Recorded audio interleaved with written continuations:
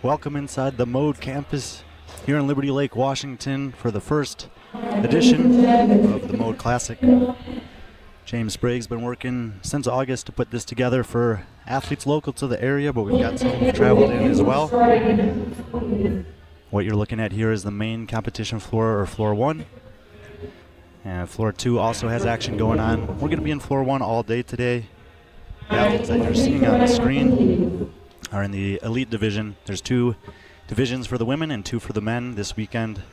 20 athletes per division, so 20 elite, 20 RX for the women, 20 elite, 20 RX for the men. The elite athletes on the women's side have already completed event 1. I know some of you were asking about why we didn't stream it. The men are still doing it, and it's going to run into a good portion of the women's workout here.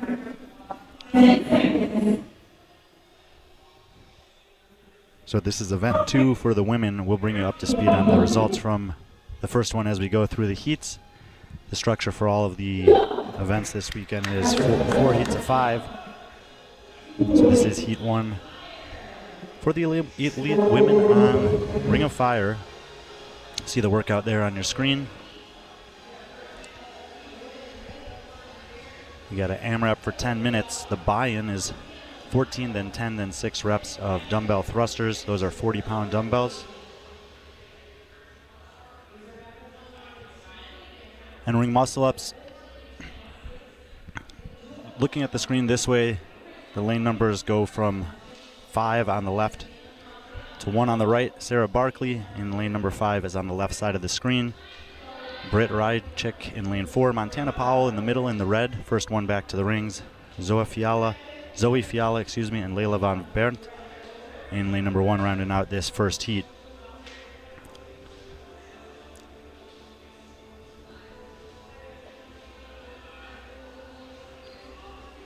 Zoe took a 10th place this morning on the first workout, which is called Engine Room. About 25 minutes for her time on there. Montana Powell was 4 seconds behind her. She was 11th. Layla took 14th.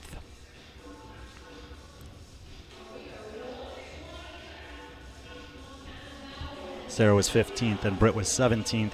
We did have one athlete not show up, so 19 women in this division. James, what do you need? Nothing. Just getting that out for when the elite men come out. We'll have a 20-minute gap to change them, so it should be totally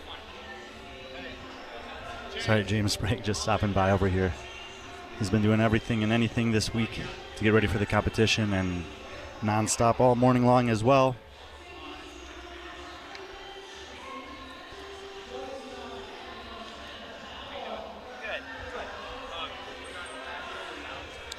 Women working through the first, which is the biggest set of ring muscle-ups there. The buy-in, as I said, was the thrusters and the muscle-ups. Once you get through those 3 rounds is where the AMRAP portion of this one begins, which is going to be the dumbbell box step-overs. Lycan is the equipment provider this weekend, and I got a chance to use those boxes earlier. When you consider the soft boxes, they're about as sturdy as I've ever seen, so it shouldn't be an issue at all.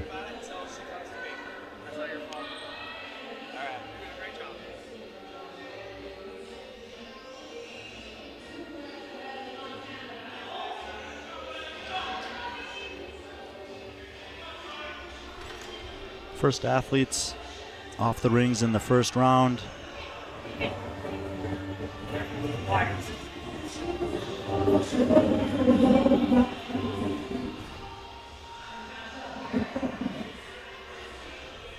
Montana Powell in the red top. Next to her in the brown is Zoe Fiala.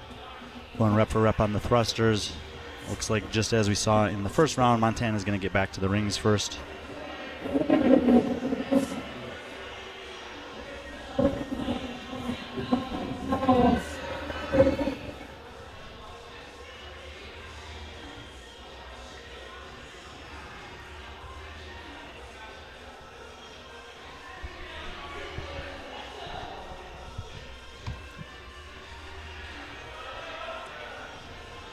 Far right side there, Layla getting another rep.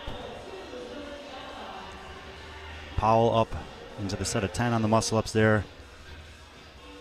Just approaching the 4-minute mark of the 10-minute workout here in the black and brown. Zoe Fiala up into the set of 10 ring muscle-ups.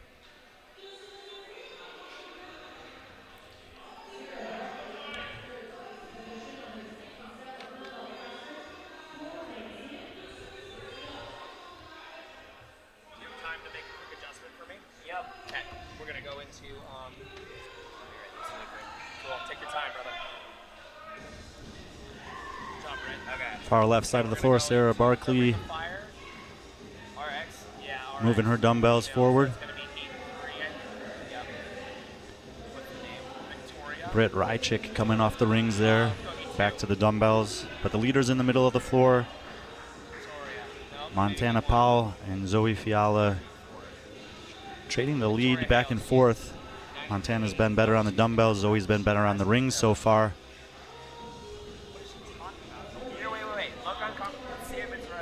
This workout is presented by Holy Balls. I had a chance to talk with the owners of the company that are here on site in the vendor village. They got a discount code going on all weekend. If you head to their website and use mode20, holyballs.com, 20% off. You got a great deal for gyms and fitness centers and coffee shops as well.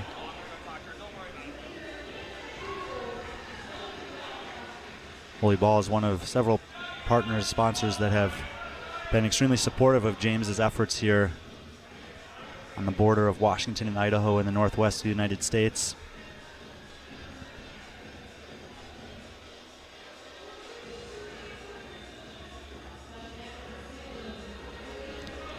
Zoe's taking the lead. She's on to the final set of dumbbell thrusters, finishes up those 6 reps fairly easily. Should drop them off on the box and head back to the rings for the final set of 6 ring muscle-ups before coming back to those 40-pound dumbbells and getting set on the AMRAP portion of this workout. Currently there's 4 minutes to go in the 10-minute time cap for heat 1 of 4 for the elite women.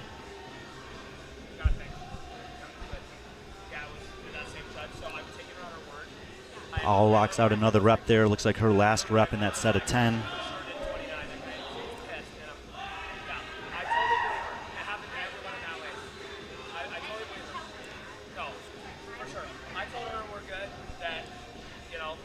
Jumping up to the rings.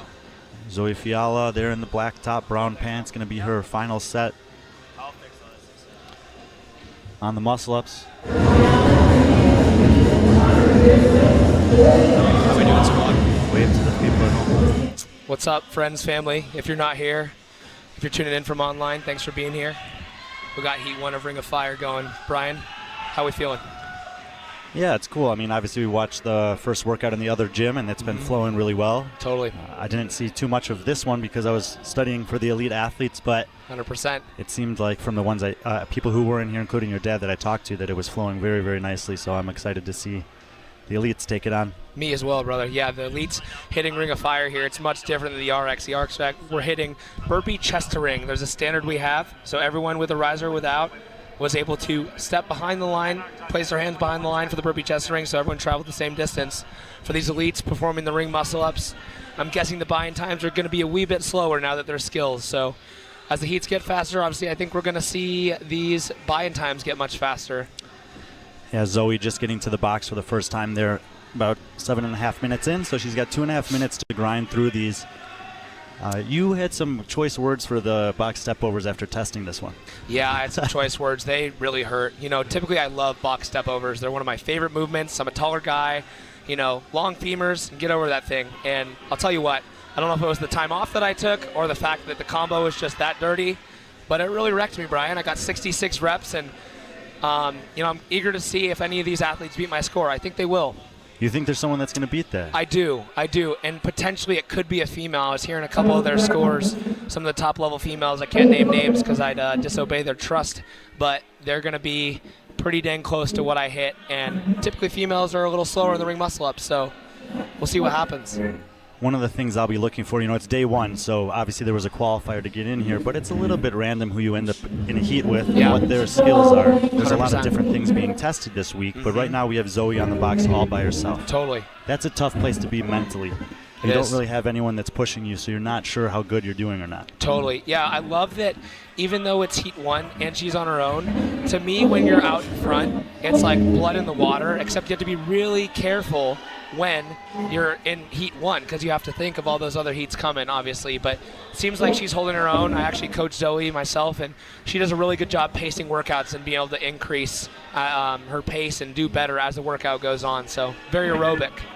She's got some company now, Montana Powell out there. And they were trading blows early in the workout before you came over here. Montana was really good with the dumbbells, and you'd expect with the long legs she'd do pretty well here with a short amount of time on the step overs too. For sure. Yeah, it's interesting to see. She stays very hinged over. Some people are opting to have a vertical torso. Some are opting to stand over it more with that hinge. As you can see, Montana is almost fully, her torso is almost parallel with the ground. So keeping real low center of gravity there with those dumbbells. Last 20 seconds here for the first of 4 heats for the elite women. She's setting the dumbbells down. You kind of hate to see it with only 15 seconds to go. Yeah, she's advancing the box forward. Okay. So she has 10 seconds. Let's see if she can chip a few in this box. It's going to be real quick. Nope. We'll see. She's got 5 seconds. Will she get one? I think she's going to get one, Brian. 21 top score. That's 81 reps. So when you said 66, you meant 66 step overs. Correct. But the buy-in counts towards the score. Yeah, correct. So there's 60 reps to buy in. The 14-10-6 of the thrusters and the ring muscle-ups for both male, female. And that 60 rep buy-in is your tie break time into as many box step overs as you can get in that 10-minute mark. You see the athletes advancing to 20 reps. Oh, we got Spencer. Let's go. Give us Spence. He's locked in, bro. Scoring team Spence over here. We got Jason by our side. We got everyone coming together to make this happen. It's not that I've learned, but I have a newfound respect for event directors and what they do, because this is pretty minute compared to the events that I compare at and the scale and the amount of volunteers needed. And I'll tell you what, it's so cool to see it all come together on a small scale, and makes me respect how people do it at a big scale. Yeah, and you've really, I've been watching you, obviously, talking with Erin, and she's like, he never stops. I'm trying not to. I want to pour out my heart and soul into this, so volunteers can see how he's putting a lot into this, and he's taking it seriously. I should probably do that too. And I think there's tone settings, and I think people in front leading the event should set the tone for how we want to be professionally, and that's why everyone's an equal here. Everyone's treated good, and I just want everyone to come together for the hours we're in the building and work their tails off, obviously giving some good breaks, but work hard. Is there any particular aspect that caught you off guard more than another in terms of the level of detail or how challenging it would be to pull it off? Yeah, I would say since we're a gym here, we were affiliated. It's now just a fitness gym. I don't know if I can call it a CrossFit gym because they're not affiliated, but this whole place was full of equipment, full of gear, full of different rigs that we had to move around. The floor looked nothing like this, and just transforming 2 sides of an affiliate into a competition floor is, it's a lot of work. That gym over there, the Academy gym where Engine Room is currently going on, that's a kid's school PE room. That place is not a gym, so transforming that, rolling up their wrestling mats, getting the volleyball court tiles all set so mats can go over them evenly, and just storing all the equipment in that place so volunteers and spectators and athletes could move around freely. That was a very important piece of the equation. Yeah, I was here with you on Wednesday. We were building and setting up an unboxing, and there was just constant movement going on in that room. Totally. Yeah, I would say that was one of the grindier days. Tuesday, Wednesday this week and Thursday, I would say, were, very hard. Now that this is running, it just feels like a smooth sailing ship, and my heart and soul can relax a little bit. We got second heat of women out on the floor. Lane 5 on the left, Evelyn Huff. Moving to the right, Natalia Flores. Rachel Rains, the current leader in the competition after taking a win this morning on Engine Room. Emily White is in lane 2. And Sienna Pesco-Solido. Any athletes you have particular relations with in this heat, coaching-wise, competing, training? Yeah, so a couple here. So Evelyn Huff, I've been coaching her for a good chunk of time now. This is her first really big elite competition, so debuting here. We got Rachel Rain. She's a local across at Spokane Valley. I've known her for a while. And the other girls I currently do not know much about, but I'm going to try and learn as much as I can through you, Brian. You're the man. Emily, I think, was probably my pick to win that one this morning. She did win the running clean and jerk workout at West Coast Classic when we were in the tennis stadium that year. Wow. So it's a very natural combo for her running with the barbell cycling. Amazing. It wasn't a guaranteed win. The women in the last heat were very close to her. But she did come out and start the workout with some intentionality. Sienna Pesco-Solido actually had a 6th place finish as well. Okay. And she's the wife of Harley Pesco-Solido, who I've covered in many competitions, although I think he's mostly coaching now. I love dynamic of CrossFit. You love to see it. My wife is actually competing here as well, so we switched roles this weekend, and she hit her first heat in RX Female, crushed it, got back to the box step overs and Ring of Fire here, and I'm just so proud to be on the other end. It's really fun to be supporting her. So we had those 2 1st and 6th. Natalia was also 7th, so 3 pretty good performances. Then you also had a 16th and a 19th, but as you said, a very different workout here. Yeah. And I think that probably some thought put into the ordering of events, especially on day 1, where for sure you can see athletes have a good performance on one and struggle on another, and we're obviously looking for the one that can do all of them. For sure, yeah. They're doing 3 very different things today. They're going long in event 1 with Engine Room. They're going short, snappy, gymnastics in event 2. Sorry, I saw a really tough rep there. And obviously the capacity in event 2 with ability to cycle gymnastics and do it under a high heart rate and muscle fatigue. And then event 3 is literally just lower body threshold. So 3 very different conversations for each workout. You know, if people are consistent on all 3, it shows really if they're going to end up well at the end of the weekend. Workout is Ring of Fire. It's there on the screen for you, but it's AMRAP 10, 14, 10, 6, dumbbell thrusters, and ring muscle-ups, and then you got to get to the buy-in for the box. It took 7.5 minutes in the first round for the first athlete to get there in the first heat. So we'll see if someone can get there a little bit quicker in this one. 100%. Yeah, when I did this, I bought in at about 4 minutes and 30 seconds. And for me, that was a little hot because I got to the box step overs. I didn't have a lot of gas left or juice left in the tank. So to me, buying in a little bit slower and pushing on the box step overs, if you're proficient at ring muscle ups, is the play. Now for these females, 30 reps is a lot. I think they're going to be buying in a little bit slower than the males will be across the board. And so maybe they just have to push the pace and take the strategy I took and go as hard as they can on the buy-in. But yeah, 5 minutes, 5.5 minutes on those box steppers was not fun to do, Brian. We got some movement here back to the dumbbells for the first time. That's lane number 4, Natalia Flores. And decent amount of height in this heat, but she is on the shorter side. And obviously with the buy-in part of this workout, that can potentially be favorable. 100%. Yeah, it's interesting. We have, as tall as 5'11" in the women's field, and as short as 5 foot for Jess Androsik in the women's field. So I had to offer various riser options. Obviously with the rings being hung at 92 inches, that's as low as we could go for the tallest female athlete. And Jess, you will see, will be stacking all the risers up today, and we want to make sure she doesn't have a disadvantage. So stack them high, Jess. And you're going to raise the rings for the men? I'm going to raise the rings to the men, 96 inch for the final 4 elite male heats. How do you come to that decision? Yeah, it's more just about the tallest guy in the field, what they need, making sure they don't kick the floor. That's usually me. I'm 6'3". There's a guy that's 6'2", 6'1" in this field. So if it works for me, it works for them. Cam Gray said he's 6'3.25". He wanted to know he's taller than you. Oh, Sam, I guess we're going to have to go back-to-back, Mr. Australia. Pretty crazy. We had an athlete from Australia travel out for the Mode Classic. It's quite the privilege and honor and just every which reason to make sure this thing runs smooth for someone traveling that far. It's pretty cool. It's his first time in the States ever. For the Mode Classic. You hear that, guys? That's pretty dang cool. And do you know what he did on the runner in there? Yeah, he kind of power stepped. I saw it. He called it speed walking. But speed walking. Did it pay off? He said he was able to hold 11. 11 with the speed walk. 11 kilometers per hour with speed walk. That's actually insane. And heats are still running there, so we'll see where he ends up stacking up in terms of the leaderboard. But a very strategic kind of a Brent Fikowski-esque move there. 100%. Yeah, Brian, it's very interesting to see how some people will break down workouts and change up movement pattern schemes that aren't typical to be able to get their best possible score. And, I guess he tested it enough to know that power walking was his best play. Really cool. Run your race. He said he just decided to mess around with it in the warm-up area. Because he doesn't have that runner back home. Yeah, it's a new Lycan runner. It's being debuted here at the Mode Classic. They've taken it off their website for a while and off their storefront and redid a bunch of cool things. They changed the handles up. They changed the monitors.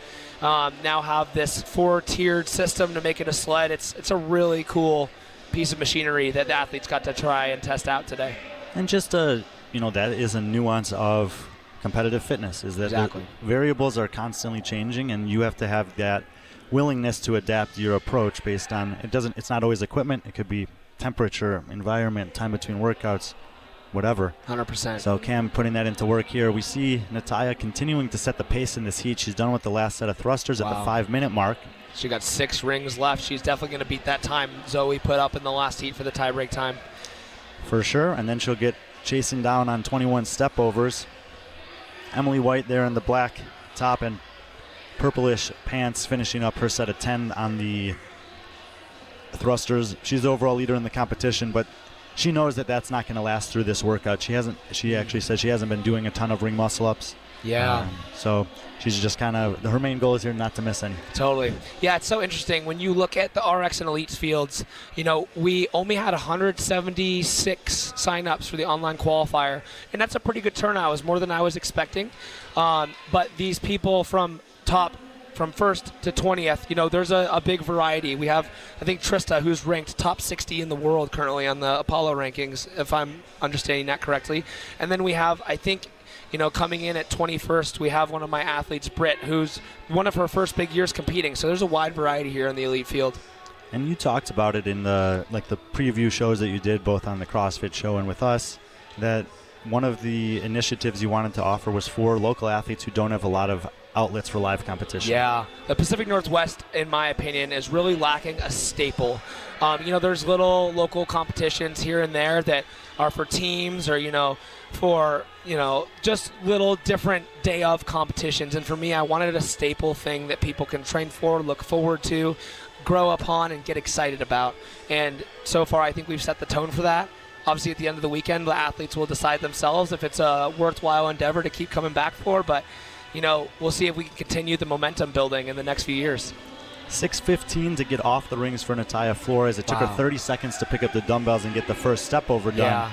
That gives her over 3 minutes to get to work on those. She's only going to have, however, about a 4-rep advantage over Sienna Pesco-Solido, who was never really threatening her on that, but she was hanging very close, and that's exactly what Sienna did in the first workout also. She happened to draw the lane in the heat next to the winner in Emily White. She knew Emily was decent at that workout and just tried to keep her close. Totally. One big thing, seeing Sienna approach the box as quick as she did after that final set of rings, that tells me she's probably going to end up passing.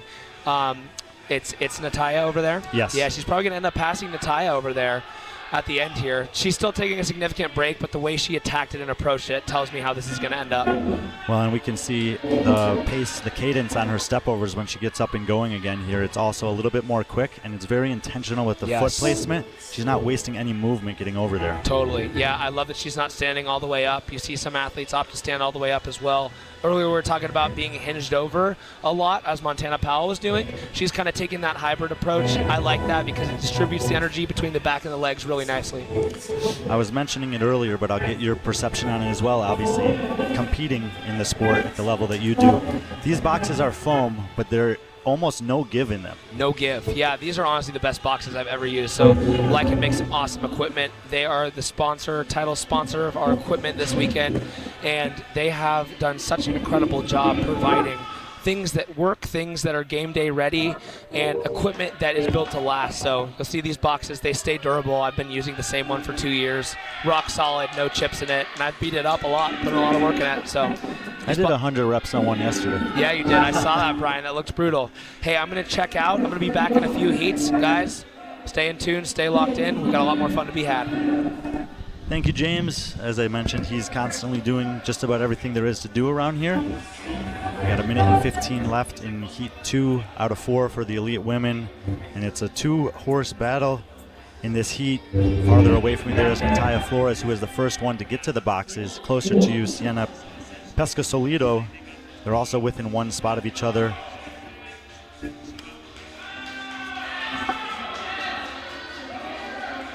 On the leaderboard after this morning,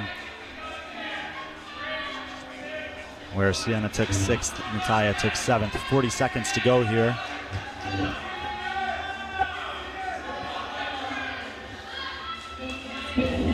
Sienna back moving.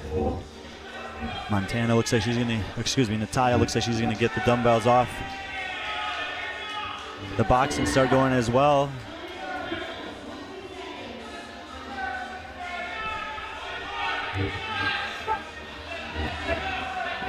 Sienna, hand up from her judge. They do have to move the boxes every 20 reps. You see her doing that now, getting into the last few seconds here. See how many reps she can get before the buzzer hits. So it looks like a 2-rep advantage for Sienna over Natalia there. That should be 100 reps for Natalia, or 40 on the stepovers, and 102 for Sienna. None of the other women in the heat got back to the box. So Zoe Fiala from the previous heat should maintain 3rd place overall as we're halfway through the elite women taking on Ring of Fire.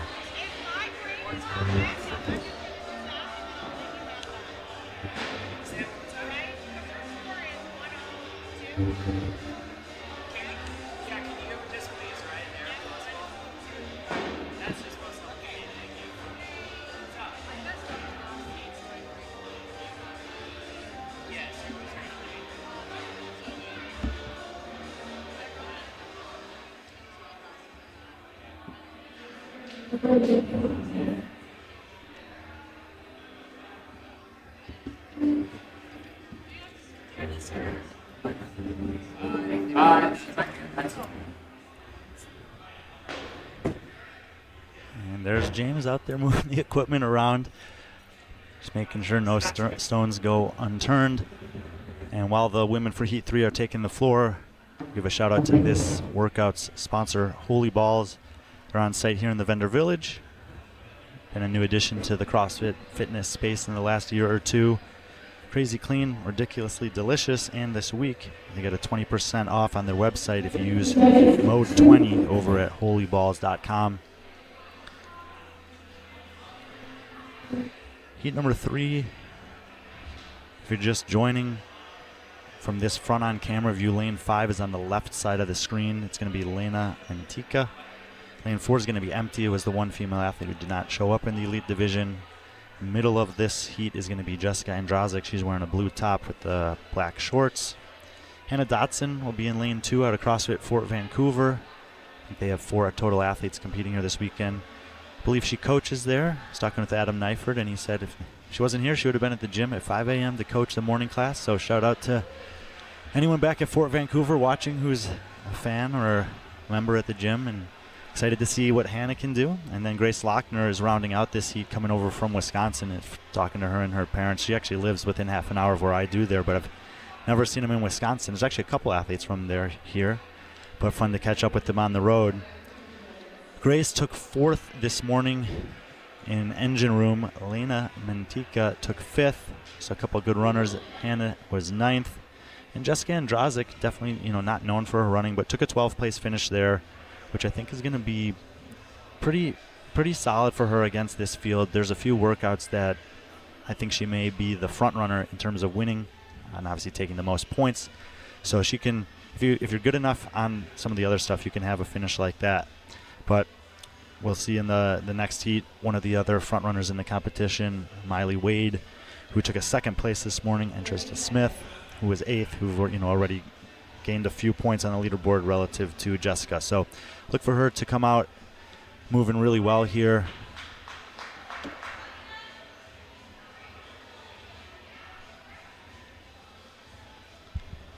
Should be just a couple seconds away from the start of the 3rd heat.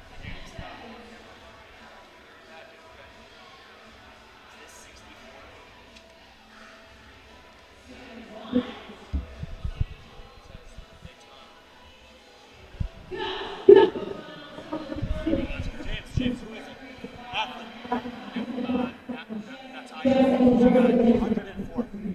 No. No, she should have got. She got 40 reps, 100 reps. Heat 3 for the Elite Women Ring of Fire underway. Left side of the screen in lane number 5, Elena Mantica. Middle, Jessica Androsic. Heading back to the rings already. Next to her, Hannah Dodson. And in the white top on the outside, Grace Lochner. All 4 women back to the rings, but Jessica Androsic up there quick. And you see a strong pull, receiving in a pretty high position with a minimal press out. Dodson second to get moving. Elena and Grace at the same time pretty much. Jumping up to the rings, but 14-10-6 is the rep scheme. 40 pounds on those dumbbells, so a little bit heavier than the traditional 35 that you would often see in the elite divisions.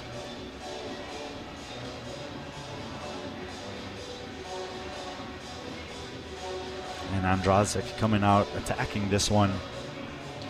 You see the risers there that James was talking about, so they're providing enough support for her while also providing rings that are high enough for who I believe is the tallest athlete in the field, Lena Mantica, on the far left side of the screen. All the women taking a quick rest here. Grace Lochner jumping up on the right. Grace hasn't competed in about 7 months. I think Syndicate Crown was her last competition. And as a lot of athletes experience in this sport,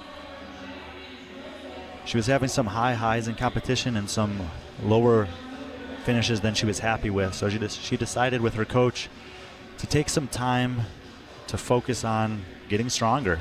Her training, she said, has looked a lot different the last 7 months. You know, she hasn't spent as many days finishing completely spent on the floor at the end of workouts. Sometimes she's felt like she's had more in the tank, but she's trusted the process, and this is her first competition of the calendar year, but also her first opportunity to kind of put into practice or into application some of the things she's been working on. So she was happy this morning.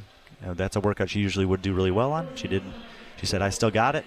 She was smiling, and we'll get to see some of the strength stuff tonight with the back squats and tomorrow morning with the barbell cycling and see how that pays off for her. She's just coming forward to the dumbbells now, getting back to work on the thrusters in the set of 10. Jessica Androsic jumping up to the rings behind her. The ring muscle-ups in the same round. And Lena Mantica moving to the dumbbells as well. She'll get them off the ground and start in on her second set of thrusters. Dodson up on the rings. And she's going to grind out what I believe is her last rep there. So she'll move forward to the dumbbells. Lochner finishes out that set of 10. She'll move back to the rings, currently second in the heat, although Mantica right behind her, and both women kind of looking across the floor at each other there.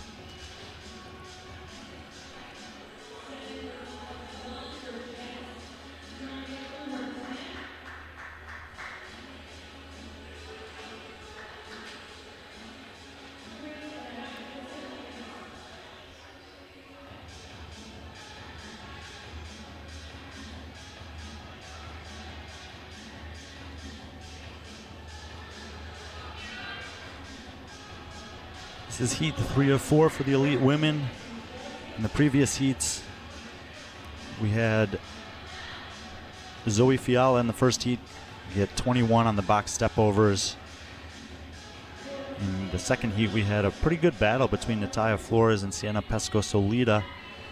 Sienna closing the gap and taking a 2-rep advantage there. Jessica Androsic coming to the dumbbells for the last time. Set of 6 thrusters here with those 40-pound dumbbells. And that's going to be a pretty easy set for her, so she'll go back to the rings for the final time. 6 more muscle-ups, 4:30 on the clock as she's getting back to the rings. Natalia was fastest off the rings in the previous heat at about 5:30. So Jessica's going to have a chance to get a slightly faster time entering into the AMRAP portion of this event, which is the box step overs.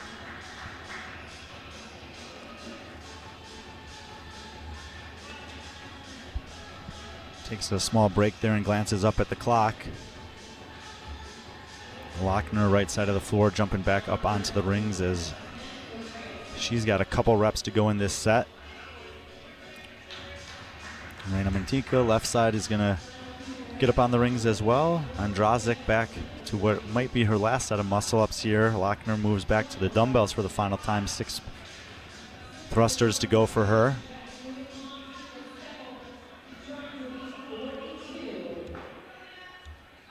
Mantika finishes up a set of 10 ring muscle-ups. Lochner finishes up the set of 6 thrusters. Andrazik comes to the box step-overs, and she's kind of right in between where we saw Natalia and Sienna.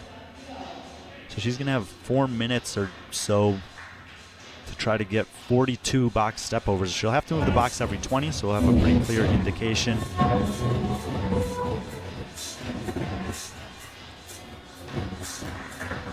of how she's progressing through this relative to the women from the previous heat.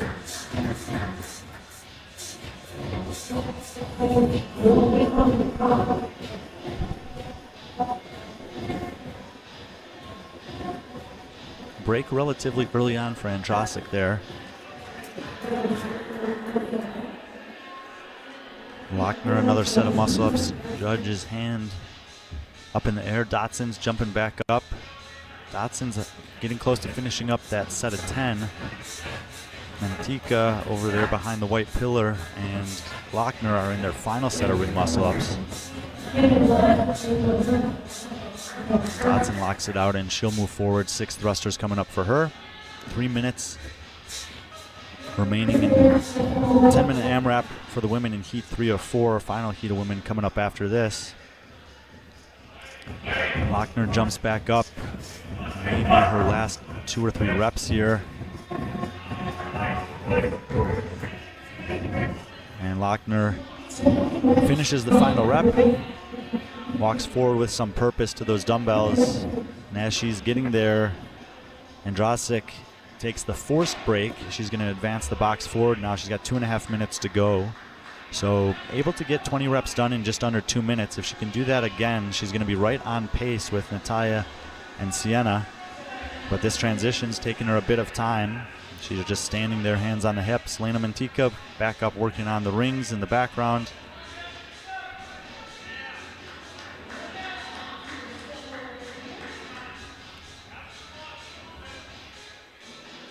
Andrazik back to work.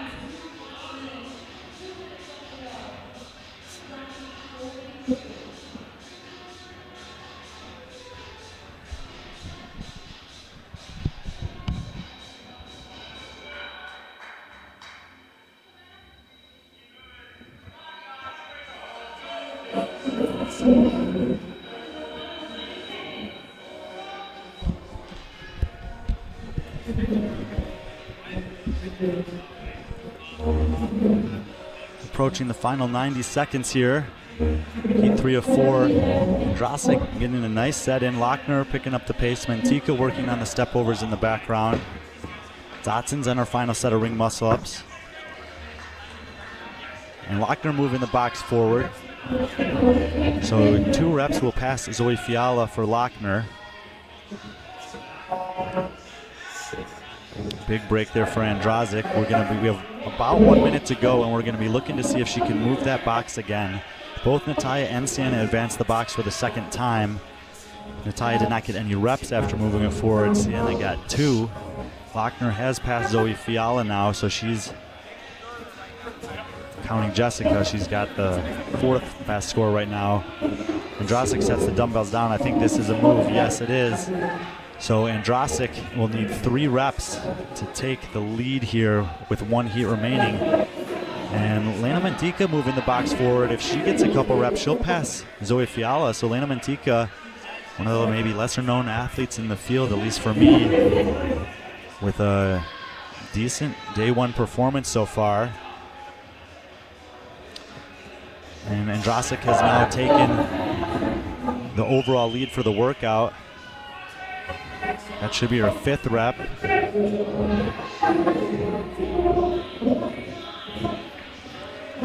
Let's see if she can squeeze out 1 more. Andrazik will get, I believe, 8 reps.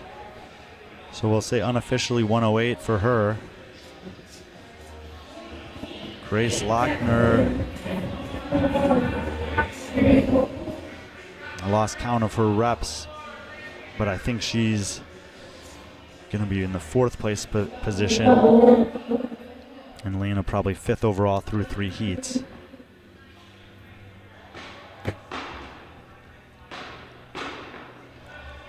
So I'll reset the floor for the final heat of elite women here, taking on Event 2 Ring of Fire, presented by Holy Balls from Liberty Lake, Washington, Pacific Northwest, at the Mode campus. This place is, I had no idea what really the Mode campus was. I had seen it in some of James' posts, but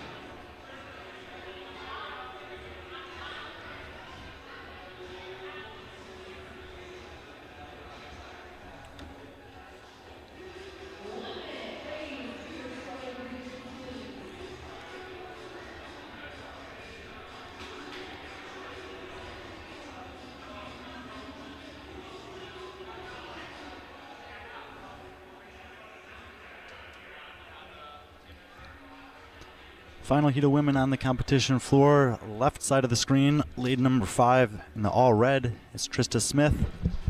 Lane number 4 in the greenish yellow top is Elsie Larson. Middle of the floor, Sophia Natale. And lane number 2 is Miley Wade in the pink top, pink shoes. And rounding out the heat on the far right side in the black and green, Carly Kasura. We got Mr. Sprague back in the studio with us. And before the women get started here, anything you want to share about the women in the final heat? Yeah, I've had a lot of conversations about this workout with the females at the top level. I'm really excited to see what Trista and Miley and Elsie do here. I think they love eating up this gymnastics. I know for Trista, she has a gymnastics background. She loves any sort of pulling, pushing. I know Miley, she moves really well, and she's pretty sneaky on gymnastics. And then Elsie has been working really hard at her gymnastics too, so I could see them all getting to that 40 to 60 section. As for Carly, she said this is a weaker workout for her. She destroyed engine room. She said she's just going to kind of coast this one through, make it happen, see what she can do, but isn't too stressed about where it falls on the leaderboard. But Sean Sweeney told me, her coach, that she has one of the best engines in the entire sport. So you know that the lungs aren't going to be an issue for her here. No, and they weren't this morning either. It was a really, really fun battle to watch between her and Miley Wade. Carly came out very aggressive on the first run. I think it was a split that no one was really expecting. Wow. And up until the last 200 meters, she had the lead over Miley. Wow. Miley had slowed to a walk, and then all of a sudden she went into an extra gear past her. Miley ended up second on the workout in the division, and Carly finished third. So great start to the weekend for her. 100%. Yeah, it's really interesting seeing this final heat. They're hanging on for big sets initially from the rings. I think I saw Trista do something around 5, 6, or 7 reps. Absolutely incredible. I'll tell you this. When I did this workout, I split the 14 into 5-5-4. I split the 10 into 6-4, and I went 6 unbroken. So seeing them do a couple of sets like that, I think is really smart. It's going to bode them well in the end as well. Was that the day you did 4 of these workouts back-to-back? Yeah. Yeah. No, actually, I did this one the day before that. I did Friday, just Ring of Fire, and then decided to hit 4 back-to-back because I was just feeling good, and the boys were having fun. Trista threw the first 14-14 and 143. That is a very quick split. Well done, Trista. I spoke to her after Engine Room, and she said that she had fun doing that. Wow, that's really good. But she said she's going to have more fun doing this. I love that she seems to have this renewed sense of confidence with fitness. Over the last 3 months, even since Crash Crucible, it really seems like moving to Fort Vancouver with her coach Adam and the crew there has boded her really well. And she says, she feels like a different athlete over the last 3 months, which that's the only switch she's made. So shout out Adam for taking her in. Yeah, she said the exact same thing to me, and it's cool when when she's telling you that, she's telling me that, like, that just means that it's a reality for her. For sure. And not every move that every athlete makes is always going to work out immediately, but it feels like that is a really, really natural fit. Yeah, 100%. There was a big fad with training camps over the last 5 years. They've kind of died down, but Trista's, decided to take that back up, move her life somewhere for CrossFit. And, she's one of the first bigger athletes in a while that has made that move. So, excited to see people are still taking coaches up to heart to be with them in person. I think it's really cool if you want to professionalize yourself. And you were a part of that. I was, yeah. I moved to Florida for a few years, and it was a wonderful experience. It definitely kick-started my whole journey to winning the games and taught me a lot of things I need to know about recovery and showing up, being on time, and being held accountable, especially to myself, to do what's the right thing. I think there's 4 women in this heat whose average age is about 18 and a half. Yeah, that's crazy. That's insane. Yeah, even Carly, I think she's pretty young. She's the elder statesman at like 23 or something. Wow. Dude, that's so crazy. Yeah, it's really cool how many young upcoming stars we have. It just shows like the potential of what the games and the World Fitness Project season can be. I mean, all these athletes in this heat specifically have aspirations of getting to those bigger stages. I know Miley's competed as a teenage games athlete, and so is Trista. And correct me if I'm wrong, but I think Elsie has as well at the teenage level, and they all have aspirations of going the distance to the individual very soon here. Yeah, and you've mentioned a few of them, whether it's Crash Crucible, WFP Challengers, Metcon Rush. These athletes have also been, at young ages, getting that experience against, the elite divisions that are out there. 100%. Yeah, Trista's about to hit her last set of 6 ring muscle-ups, coming in at 420 right now, 6 reps left. Brian, I think she's going to have 5 minutes on that box, and I'm scared to see how many she rips off. Well, the thing is, she doesn't have to do as many as she did in training. No. If there's no one in this heat pushing her, I believe Jess Andrasic got 48. Yeah, that's correct. So 50 would get the job done. Totally. I wonder how much awareness she'll have of that. Yeah. I mean, there's still a lot of work to do in this competition. A lot of work. 100 points is 100 points. Definitely. Yeah, second workout of the day. They're still feeling pretty fresh. Legs are a little heavy. Central nervous system might be a little tired, but if you took the week correctly and approached it correctly with your eating and sleeping, you're still feeling pretty good at this point, which is real nice. One reason I liked programming it for 2 days is that you really don't get that delayed onset muscle soreness till that 24-hour mark. So, yeah, they might wake up feeling a little tired, but it's really the 3rd day that normally the athletes feel pretty bad. And so 2 days, they're not going to feel too horrible, and that was the goal, make it pretty manageable going into the season. Trista on her last set of ring muscle-ups here, and she's going to move forward. So she's going to have around 4.5 minutes to get that done. Let's see how quick she picks him up here. If she picks him up by that 5:30 mark, I'm impressed. Yeah, great transition.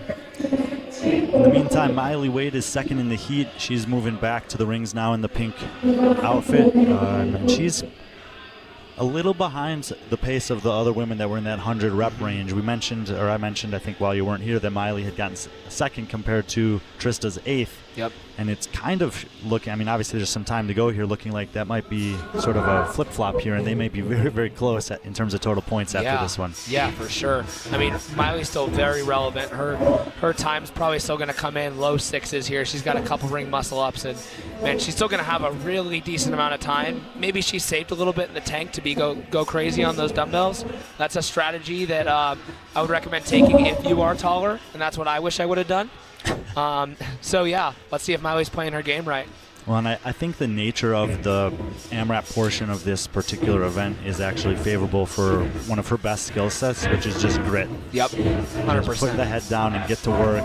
This is not like the grip can get a little fatigued, but you can just kind of grind it out. However, Elsie just passed her by on the rings. Yeah, wow. Elsie's opting for that really low hingy position. You can see the dumbbells don't change levels much at all, and that was a no rep there for Elsie, letting the dumbbells touch on her way back, but she'll probably figure that out and not do that again. Trista going to the 20 through 40 reps. Still good chunk of time left, 3 minutes left. Yeah, we'll keep an eye on Trista there. She's not going to have any real threats in this heat. She's got 30 reps that she needs to get done in order to lock in the win for the workout overall. Yeah. You know, it's funny, with these box step overs, just moving consistently is the goal. You can take lots of rests, but if you do 10 reps and rest way too long, it's not going to bode you well. So if I was coaching an athlete on this, I'd tell them smaller sets, quicker rests. It's usually going to bode you well here. Trista chipping away on that second set of 20. Elsie and Miley, as you see there, on the first set. Sophia and Carly still working away. I believe they're both on their last set of ring muscle-ups, so within a few reps of getting there. About half the division hasn't even gotten to the box in this one, so they can still salvage a decent score here. There's still over 2 minutes to go. For sure, yeah. For females, just getting through the buy-in in itself is so impressive. 30 ring muscle-ups is a staple amount of volume in our sport for a high-level athlete. To be able to do that in sub 5 minutes alone is an amazing feat, and I think most of these women are very close to being able to do that alone. Obviously, these women on the box right now are very capable. They're looking at times like 2:30, 3:30, which are very competitive at a high level. So, still being able to do the sub 5 for a 30 ring muscle up test is showing me, hey, they can probably get back to the box step overs at the end with that combo. Miley Wade overtook Elsie there on that first set of step overs. She did. But we're approaching the last 400 seconds or so here in the workout, and we did have 3 women get done with the second set of 20. So yep. Miley's got to get some work done here in the last 90 seconds or so if she wants to have a top 4 finish. For sure. I really like her form on the step over. She's spending no time on that ground. The foot's touching and she's going. It's just telling me she's still got a lot left to give in the legs. You know, her grip may not be hanging on as much, but her legs can take over here. Really like that speed.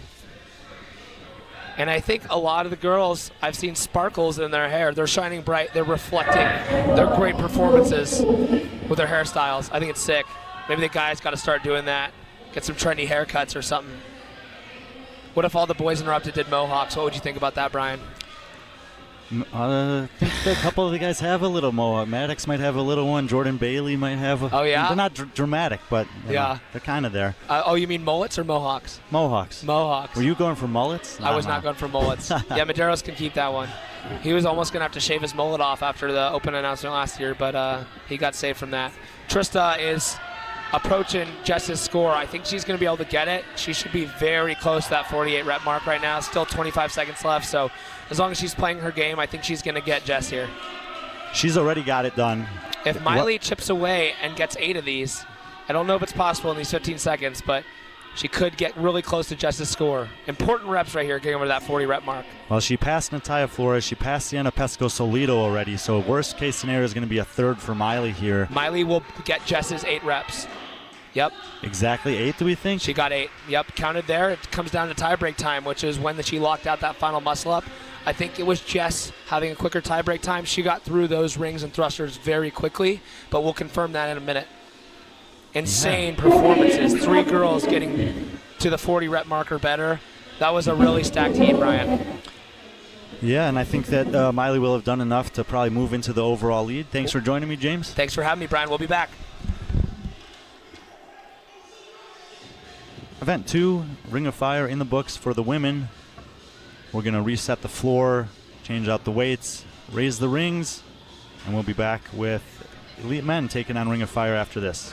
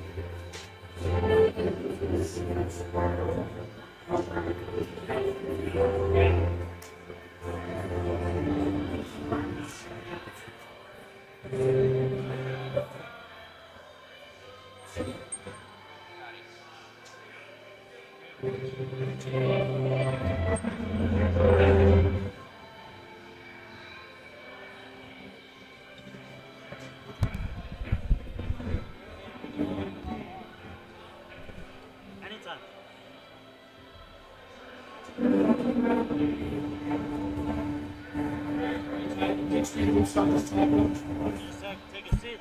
Put this on.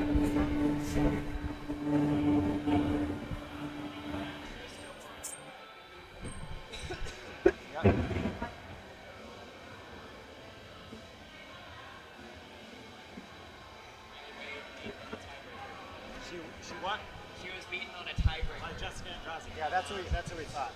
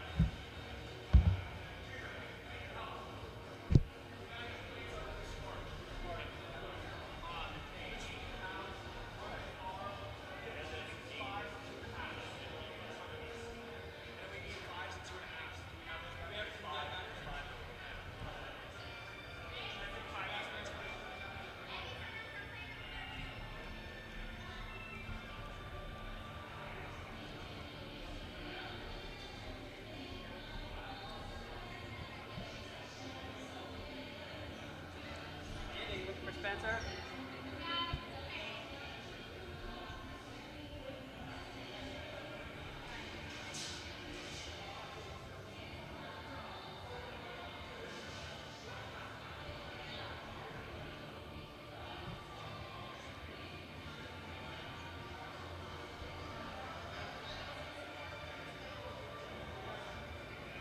How's the stream? How's the viewership?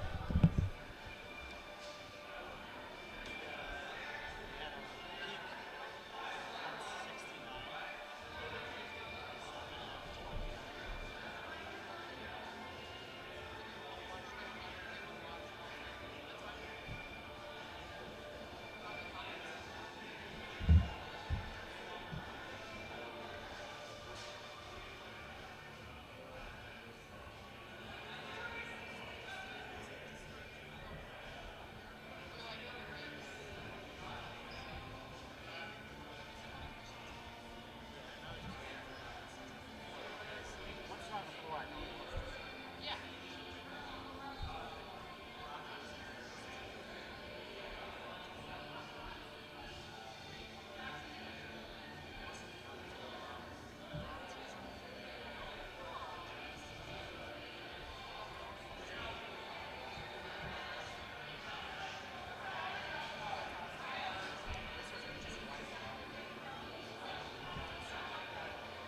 I'm calling it off of not this section. I'm calling it off of this one.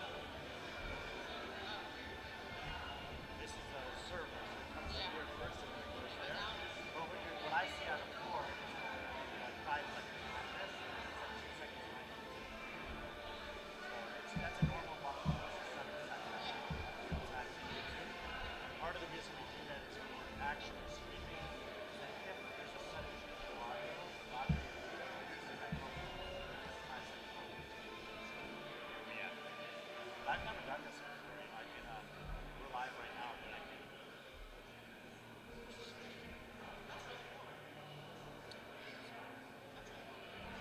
I had this one on the booth earlier because there's some games. I think Katjin's coming today. She just messaged me. She wasn't sure because I flew back to my city. I saw Paul's here. Paul's gonna jump on later. I think Sean is gonna come by. Sean is so nice. I've never spent time talking to him, and we started talking this morning. I was like, this guy's so nice. He was like gone for kind of by the time I came in. He doesn't do social media. For someone with such a big personality, it's shocking.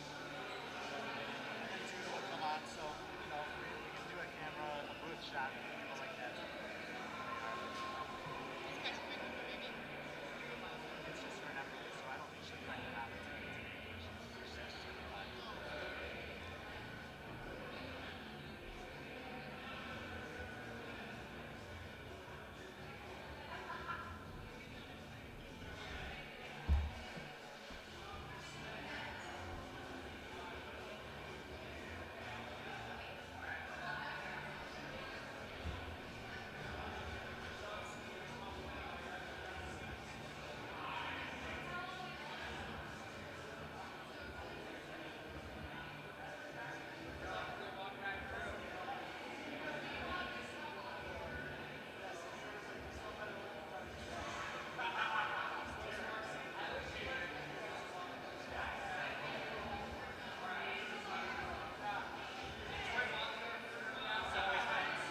Oh, you're good. That's what I'm here for. Women's elite in the volleyball. It was the Ring of Fire. Dude, it is. Yeah, what? And it was the women's elite. Okay. You know what? I know their names. I just need to see their scorecards. Oh, what's her name? Lena and Evelyn.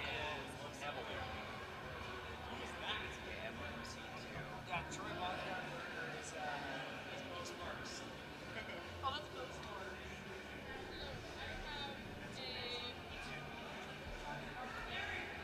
What's up? I have a scoring question. Yes. So for this last workout, everyone says their total reps together. So like because of winning. And my sister did 40 box second cruise on top of all the other reps she got, and she only has 40 reps. It should be 100, that's it. Yeah. That's an entry, a data entry. I entered in 77. I counted these every 20, so it Yes. That's because I counted this box. I counted this box as 20. Okay. And then I went to 7. So it's 87. Okay. Huh? Yeah, from. If she won the. Tim, did you have Elsie? No, I had, Okay. it was Lena and Evelyn. Okay, here's Evelyn. Okay. She didn't make it to the boxes, so yeah, I'm fixing mine. So that's fine? That's fine. Okay, wait, let me keep these together. So what key was she? Hold on. Sorry. It's okay. Wait, you like keyboards or something. Alright, so Lena, I'll adjust there. Yeah, just by 10. Okay, Lena's fixed. Okay, thank you. Yeah, We're good.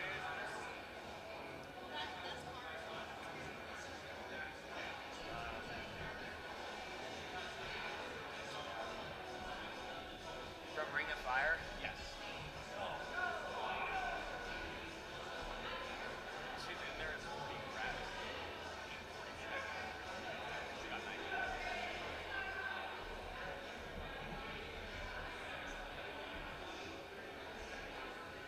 Yeah. Well, okay, why is that so long? Okay, explain it a second.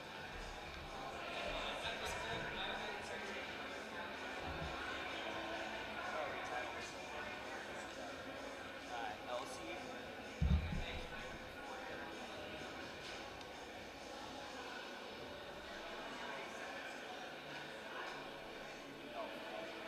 So, I can't watch that. Sorry, dude. I'm just going off. I can see how there's more than that. Yes, as I'm getting this. Yeah, no, you're trying to like, yeah, I'm not playing. It's not. What would you like me to enter? 90. Okay. Yep. All right. Wait. 10, 20. 8. Yeah, you get off here at 60, so it looks like 80. Yeah. And then, no tiebreaker. Oh, 6.9. That's why I had it. Beautiful. Okay. And I'm gonna talk to him again about it. No, sounds good. That's just all I know to go off. Yeah. Unless I hear anything more. Thank you.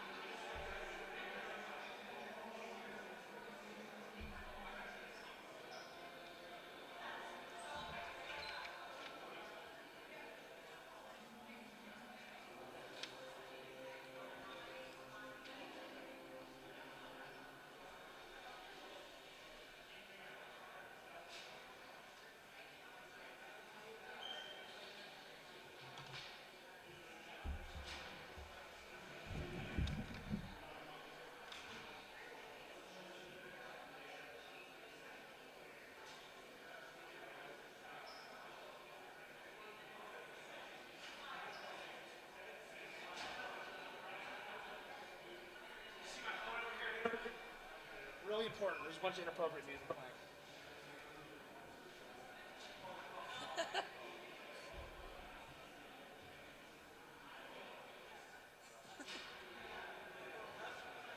Yeah.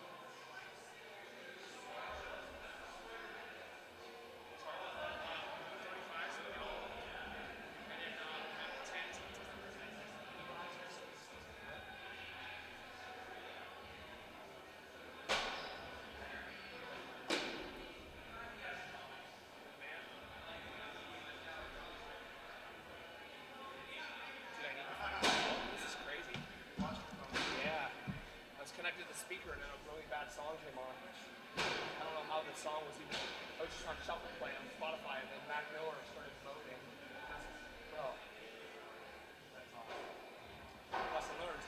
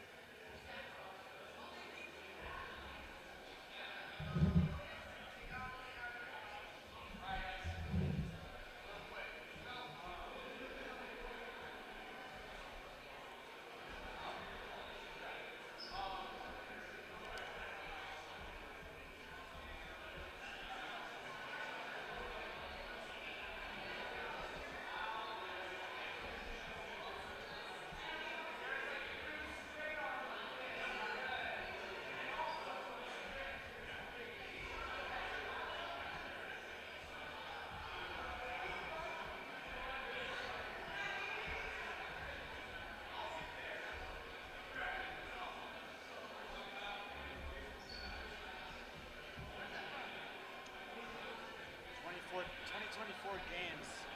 I bought it to support him.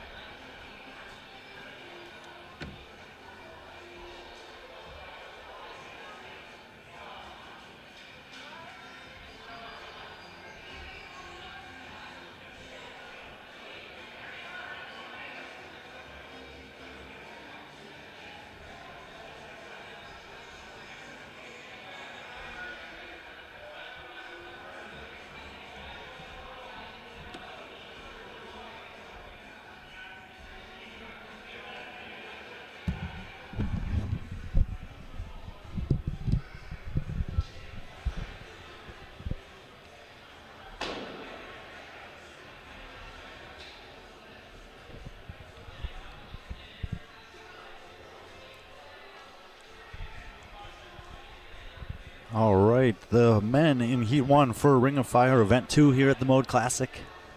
Out on the competition floor. If you weren't with us for the women's heats, they've already had 2 workouts this morning. The men have already done 1, but they had a little bit of a less turnaround as the long workout this morning We just got the results in for that, so we'll bring you up to date on where all these guys are standing as we roll through 4 heats of 5, 20 athletes per division here at the Mode Classic this year. With this camera view straight on here, lane 5 is going to be on the left side of your screen, and in the pink shorts there we have Cameron Gray, who's traveled all the way here from Australia. It's his first time being in the United States, and he came for this competition. I've talked to him quite a bit in the last 24 hours, and he's off to a decent start. Took 9th place on the opening event this morning. Next to him is Cody Nagel from Great Wolf CrossFit. He had a 19th place this morning. Jonathan Stevens out of CrossFit Spokane Valley was 18th. Jordan Bailey in the black shorts and white shoes, 3rd place out of Heat 1 representing Ironside Fitness. Isaac Say rounds out the heat from Rewired Fitness Co. on the right side of this view of the screen. And Ring of Fire is the task at hand. It's a 10-minute AMRAP. There's a buy-in of 14, 10, and 6 dumbbell thrusters. The men have a pair of 60-pound dumbbells out there and ring muscle-ups.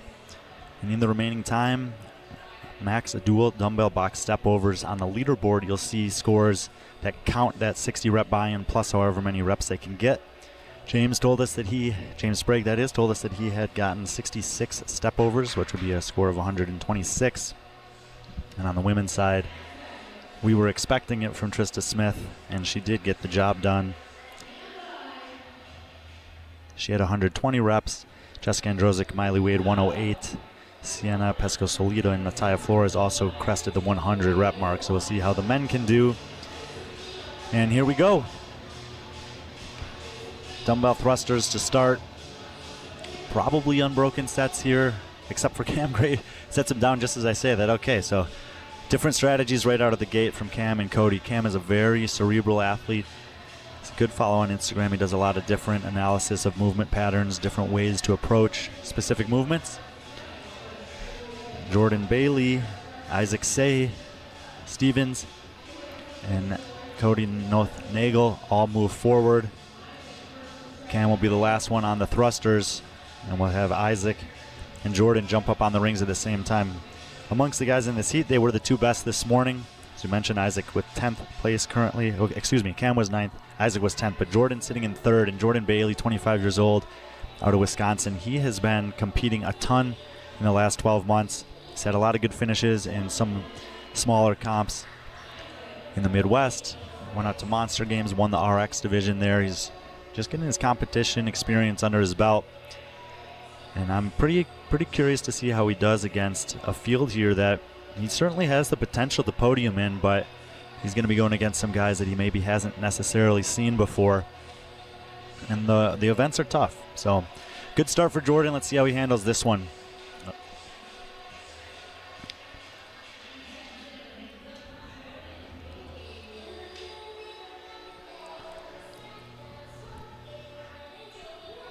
Jordan back up on the rings.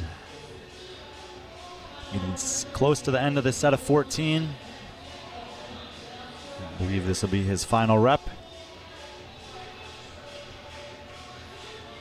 So Bailey will head out to the dumbbells for the set of 10 before anyone else.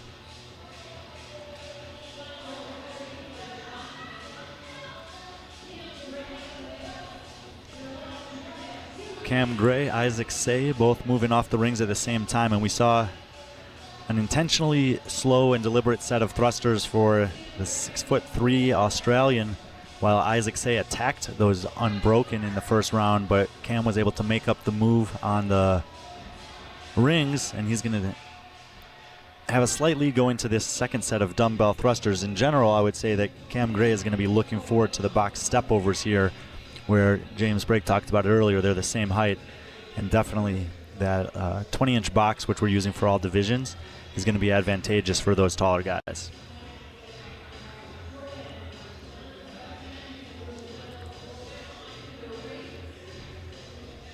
Jordan Bailey and then Cam Gray are both going to move forward. See Bailey crouching down there behind the rings. Cam Gray about to make his way back. Isaac Say drops off the dumbbells.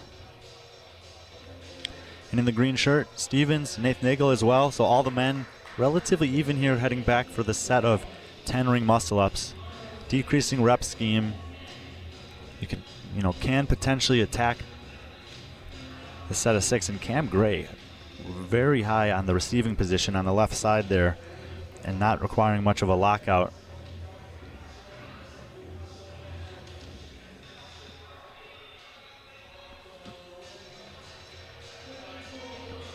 Gray on the far left, North Nagel, Stevens in the green, Jordan Bailey and Isaac Say from left to right on your screen.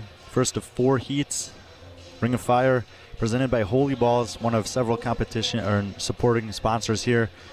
Crazy clean, ridiculously delicious. You get 20% off all weekend if you head to their website, holyballs.com. Discount code is MODE20.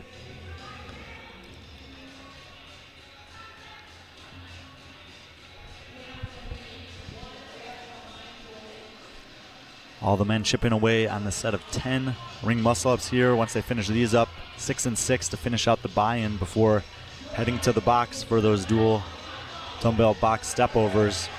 Bailey comes off the rings first. I think that's the last rep for Isaac Say and Cam Gray, so different approaches, but they wound up in the same place once again.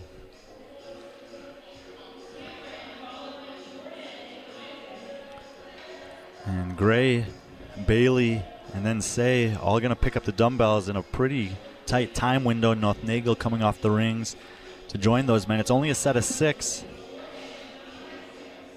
Bailey drops him on the box. Gray, I believe, is done.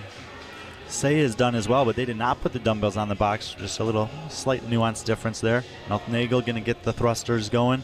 Stevens done with the set of 10 ring muscle-ups. And Cam Gray's going to jump up first. Left side in the pink shorts, Jordan Bailey. Black shorts is going to be about a rep and a half behind him. Cam Gray.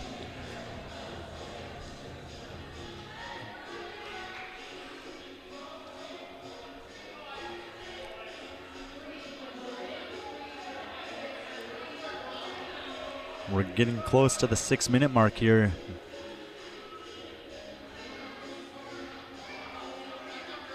And Bailey looks like he's going to take over the lead once again from Cam Gray. Huge kip for Cam out there. And drops from the rings once again. Isaac Say on the right with a hand up. North Nagel working away. Stevens in the green as well. See who picks their dumbbells up first, and it looks like Bailey gets one in. Cam Gray right behind him. Now let's see Cam Gray, long legs, big body. Can he track down Jordan? There was only a rep advantage. They're going to have plenty of time to grind away here. Talked about it a little bit when James Sprague was on here, that having athletes relatively close to you in a workout like this can be advantageous, sort of push each other instead of maybe getting out in the front and having to dig deep on your own. They will advance the box every 20 reps, so we'll have a clear picture of who's in the lead at each interval when that becomes relevant. Stevens, maybe his last rep here. I think so. So all 5 men will be heading to the box with about 3 minutes remaining. And 3 heats to come after this. Looking at the results from the first event this morning, which, by the way, you can find on Competition Corner if you want to stay up to date with that. That's where all the official results will be. There's been good scores coming out of every heat. So these guys, it's a very wide open field on the men's side, and these guys definitely know that there's some jockeying for position to be had.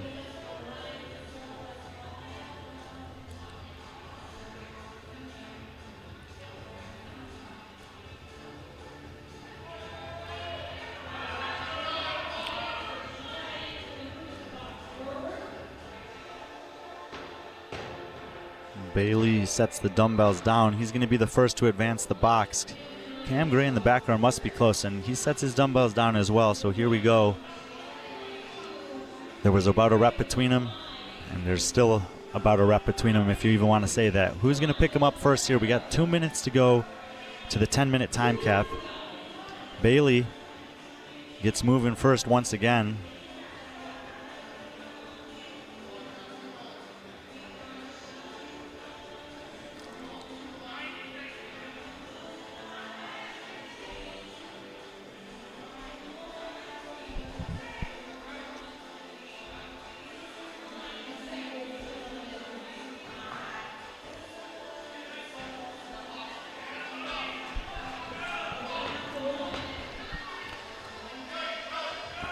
Isaac Say's going to move his box forward. It looks like North Nagel's right on his heels here. And Stevens has made a big move on the box step overs, a bit of a strategy move for Jonathan Stevens there in the green shirt, really leaning into these box step overs. This is going to get real tight for Heat 1 as we come into the final minute of work here. Cam Gray in the background taking a big rest there.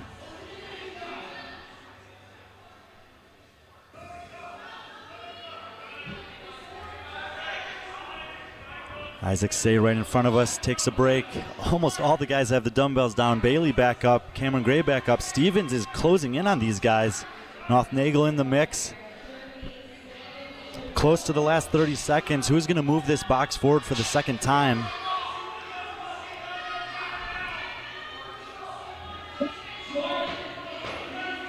I believe that's 40 for Bailey. Yes, he's going to flip.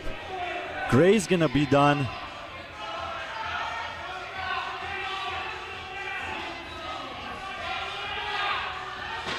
Gray, Bailey, Stevens now into third in the heat.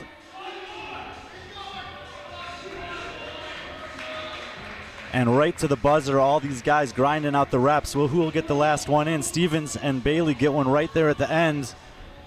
I couldn't count all of them at the same time. That's what we have the judges for. I think Bailey by a rep over Gray and maybe 1 rep over Stevens. That is going to be very tight. So all those scores should be 100 plus reps.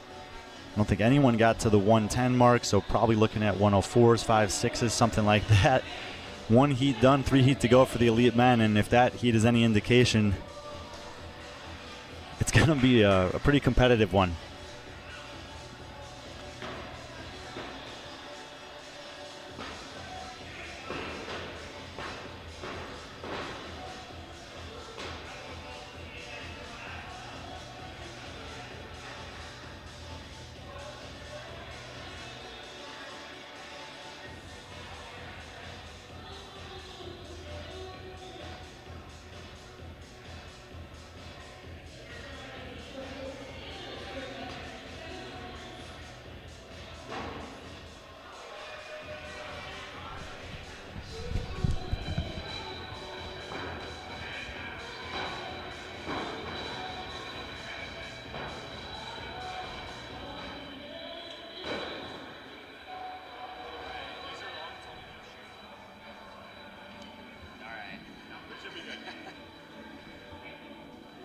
They look right.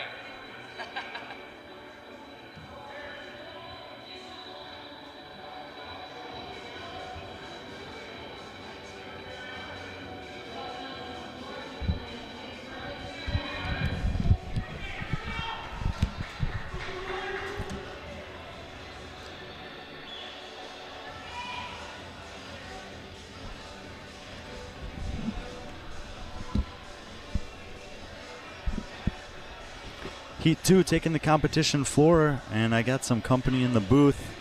Tudor Magda, how's it going? Good, good. Just doing my best to help as best as I can. Yeah, and you've been doing pretty much everything, and like his right-hand man this weekend. Yeah, James has been putting me to work, just moving equipment and doing whatever the athletes ask in the warm-up area, and then I even judge 1 heat, so yeah, it's been fun. In the other room? Or The out other here? room, yeah. That one's not so bad except for the 400 double unders. Yeah, the dubs are hard to keep track of, but I have a good system for it. I don't know how much you watched of that first heat here, but there were 5 guys. They all ended up within about 10 reps of each other, but they got there in a very different way. When you look at this workout with the muscle-ups and the thrusters as the buy-in, that takes about half the time or so, and then you have 5-ish minutes to do these box step overs. When you see that workout, does something come into mind to you as the best way to do this, or is it very athlete specific? Honestly, it depends on how box step-ups feel for you. And, if you want to conserve your shoulders, if you have longer arms and you got to keep your biceps a little bent on those box step-overs, then you might want to conserve your arms and do shorter sets on the muscle-ups. And, I think it's just athlete dependent. The workout's up there on the screen for you. It is Ring of Fire. 60 pounds for the dumbbells for these guys. 14-10-6, thrusters and ring muscle up. once they finish that, they'll head to the box for the step overs. Do you test any of these workouts, by the way, or have you done any of them? I did not. I just came off of WFP, so I took a couple weeks off, visited my family in Romania, and just getting back into training now.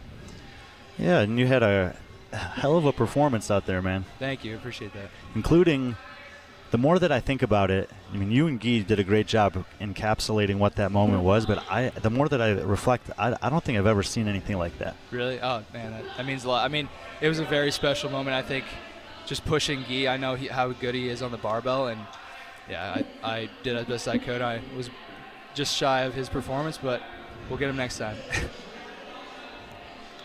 We got second heat of men out here on the floor against 20 men in the division, 4 heats of 5. Farthest away from us on the screen is lane 5. It's Anton Foss.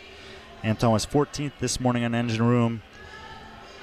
Bradley Alcock in lane 4 was second on that one, so we'll see how he's able to carry that momentum here. Johnny Sage in the middle of the floor was 12th this morning. Troy Bounsgaard was 17th, and Maddox Metcalf at 16 years old, the youngest man in the division, had a 15th place finish. You know some of these guys. I do. I know most of these guys in this heat. Troy's a really good friend of mine, and Maddox as well, so hopefully, I get to see them put on a show here. Well, while they're doing these ring muscle-ups, say whatever you want. I'm going to go adjust that camera real quick. Yeah, no problem. Yeah, it looks like most of these guys are going with a bent arm catch, except for Bradley there. He's going more of a straight arm variation. Maybe an attempt to conserve that press for those thrusters. 60 pounds, pretty big difference than 50 pounds. Just how those sit on your shoulders. That's better. Now we can see all the lanes. Perfect. James was talking about this workout and some of the strategy that he used earlier. And he basically said you don't need to push it on the rings. I'm not sure what you were saying while I was gone, but yeah, calculated sets, even 3 sets, 4 sets on a set of 14 can probably work here. Yeah, if you're able to do short sets on both these implements and just keep yourself at a comfortable, pace, then I think you'll be able to hammer on those step overs later in the workout. Something that James has been really emphasizing coming into this competition is that for athletes up here in the Northwest, there's not a ton of opportunities locally to do these sort of events. When I was prepping for this division, several of these guys have some decent online credentials, but I couldn't really find live competition experience, and Bradley Alcock is one of those.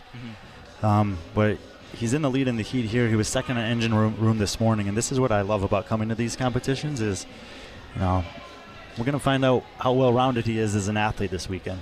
Bradley's a beast. I mean, I met him a couple months ago, and, I just saw him work out, do some GHD sit-ups with James, and was keeping pace and pushing him.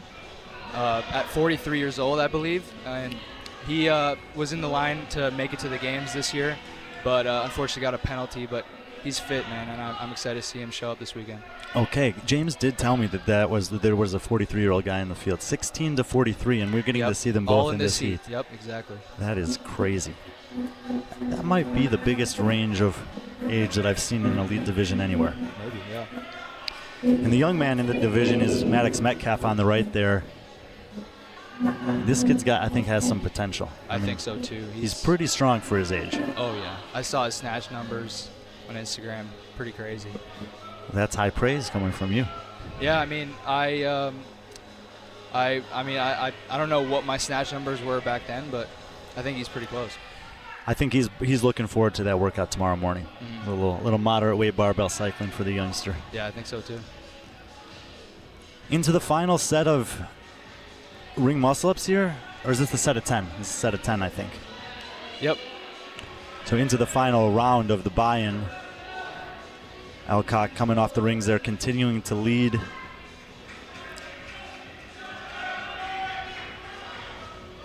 Yeah, you can see the fatigue add up here.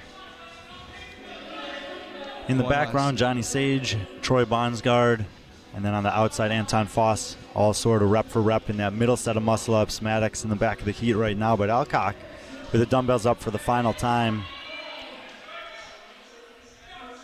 Setting the pace, and his pace is pretty similar to the leaders from the previous heat. We got 60 pounds dumbbells out there. 50s is what a lot of these guys are used to using for reps like this. It seems like it's affecting the men in the earlier heats more than it did the women. Like they're a little slower getting through this buy-in. Yeah, I agree. I think just the way you hold it on your shoulders and keeping that isometric and not letting them drift apart is pretty hard with an extra 20 pounds on you. So 50s, I think you can just float them up there. Bradley Alcock back to the rings for the final time as the majority of the rest of the heat comes off of the set of 10. Gray shirt on the left, Anton Foss. Middle of the floor, Johnny Sage. And Troy in the red shorts there, sitting second in the heat. He's going to get through those dumbbell thrusters very easily. Yeah, he put them on the box, prepping, keeping those box step overs in mind. And, yeah, he looks good. Alcock up on the rings for the final set of 6. So at about the 5:30 mark, which is right on par with the leaders, Jordan Bailey and Cam Gray from the previous heat. Let's see if old Spencer Sprague is doing his job quickly. So it's so hard to count all those step overs at the end. Those guys were really close. Yeah. Troy with a set of 3. Looks like he'll get 3 more and then head on to the step overs.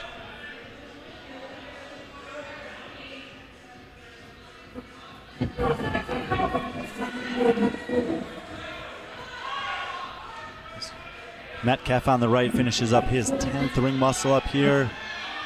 The rest of the guys on the rings are in that final set of 6. Troy's got a hand up in the red shorts, but it's Bradley Alcock in heat 2. I talked about this in the first heat because it was really tight with all the guys sort of within a few reps of each other.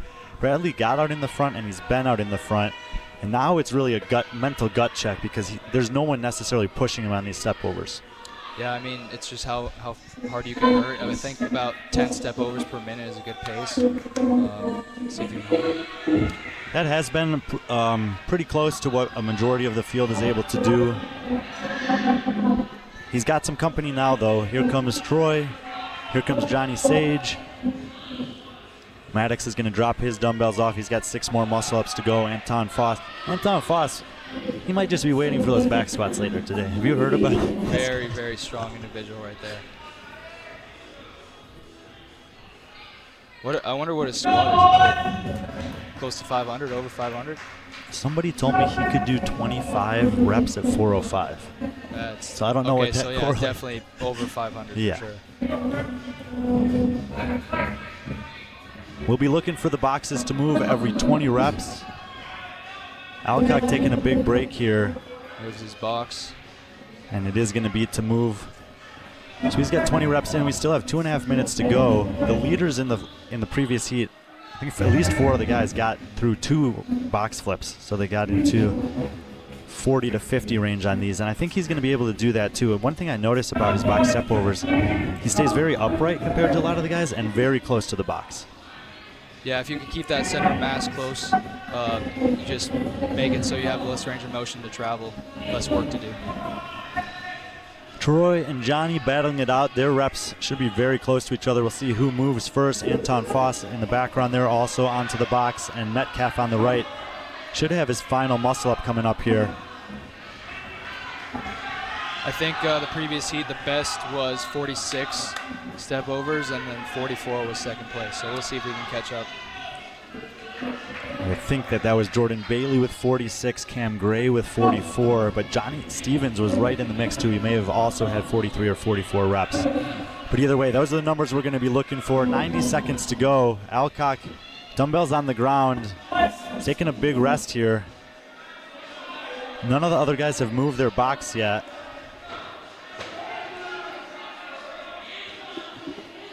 Looks like Troy and now actually Anton Foss on the far side of the floor has moved. Let's go, Troy. At the same time as him. Alcock with the dumbbells up again. 1 minute to go. He still has not advanced it for the second time. Johnny Sage fading a little bit here on the step overs. Still waiting for him to move his box for the first time, which I think he might be set to do now. And as he does that, Alcock's going to push it forward. There's 45 seconds to go, so he could possibly beat that entire first heat. He has to hurry up right here.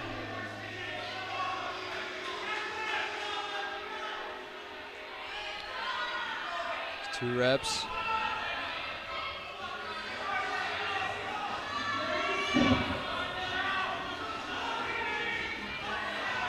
Wow.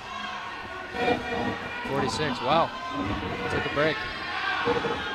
So he's on par with Bailey right now. I believe so. He's got to get him up. And it looks like Bradley 47. Alcock. 48. One more.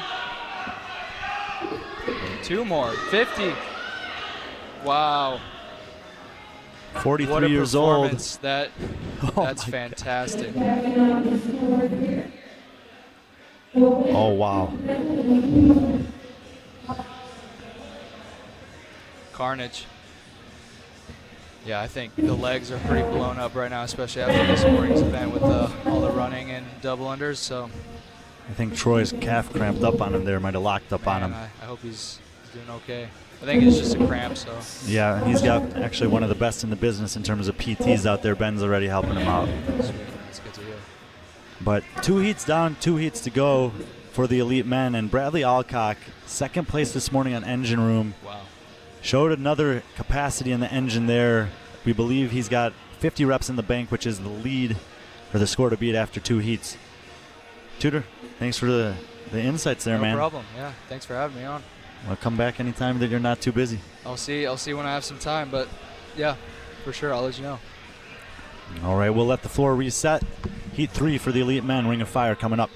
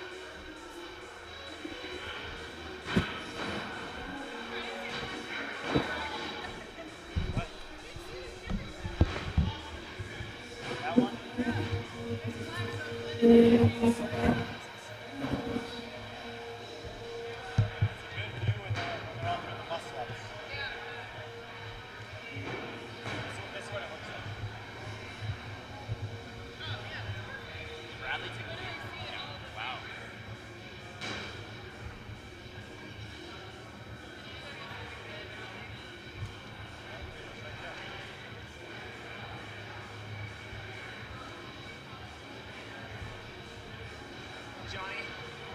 Thank you.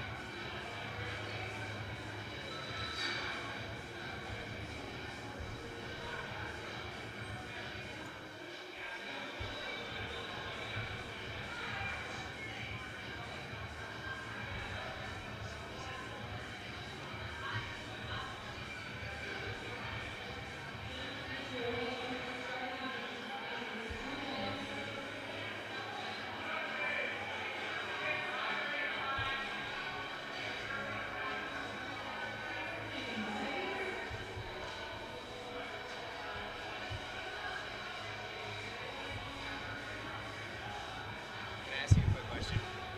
Were you watching very closely the leader of the heat prior? Did he get like 140 reps or something? 106, not 140. Yeah. Yes, that's what I was thinking.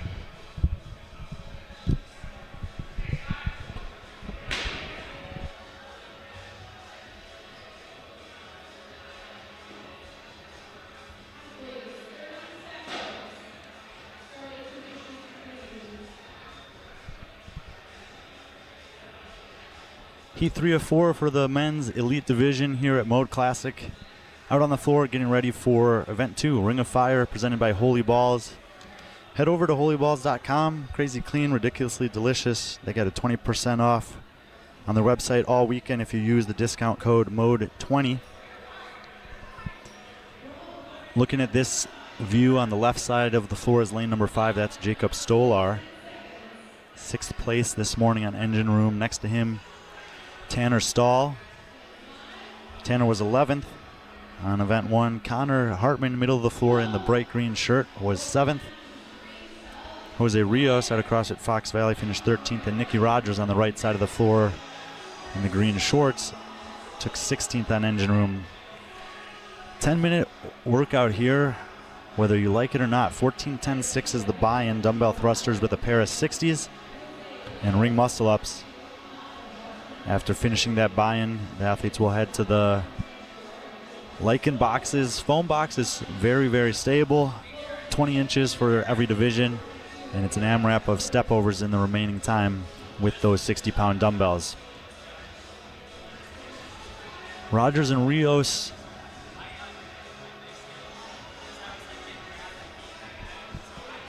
first back to the rings.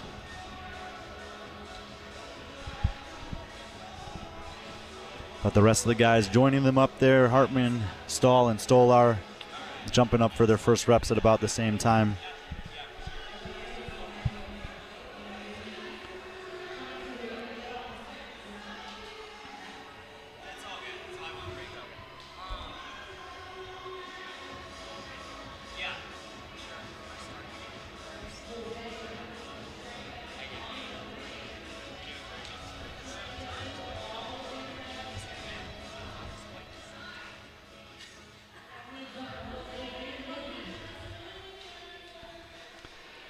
Hands up for Rios and Rogers on the right side of the floor here.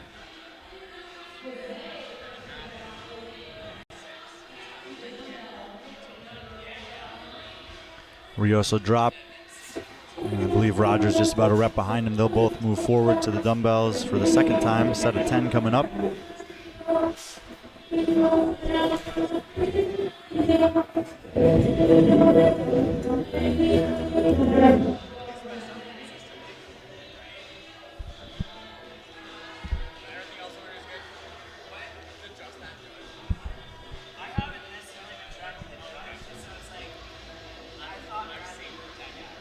Both those guys taking a break on the set of 10. Probably get it done in 2 sets here.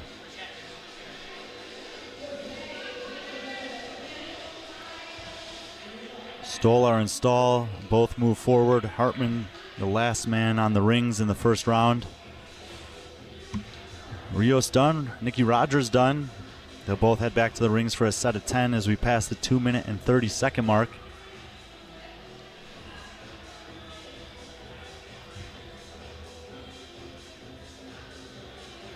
Third heat out of 4 for the elite men on event 2.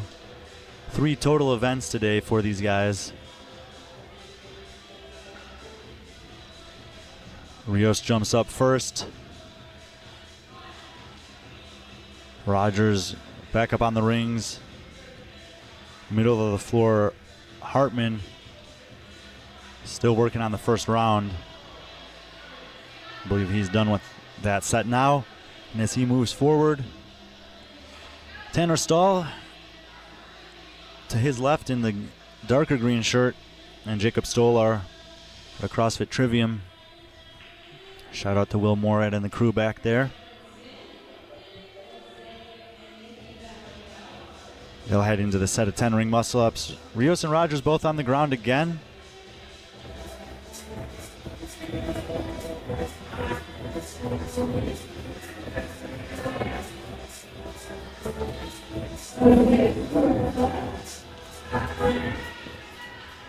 Nicky Rogers, pretty quick cycle right there, trying to close the gap on the muscle ups. Nicky definitely likes to compete. Metcon Rush this past year, NorCal, TFX Invitational, and the TFX, traditional TFX competition, so he gets out there and competes all over the country. He and Rios into the last set of 6 and 6. It looks like he's going to pick up those dumbbells first, far right side of the screen in the green shorts. Rios can be a couple reps behind him. The other 3 guys all working on the set of 10. Stolar and Stahl should be getting close to finishing that up. Rogers going to drop off the dumbbells and make his way back to the rings. Rios is going to be right behind him. These guys have been neck and neck the whole time. We're approaching the 5-minute marker, the halfway point of this one. So they're in the neighborhood of Alcock, Bailey, who were the leaders in each of their heats previously. I believe 110 total reps, which is 50 box step overs, is the score to beat from Bradley Alcock. 106 from Bailey, 104 from Cam Gray.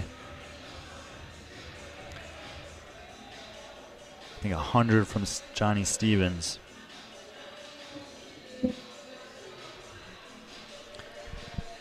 So with one more heat to go, you're definitely going to want to be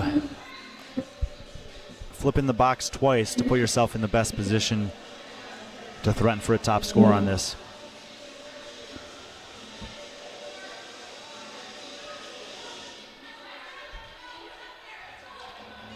Rogers with a hand up, and he's on the rings.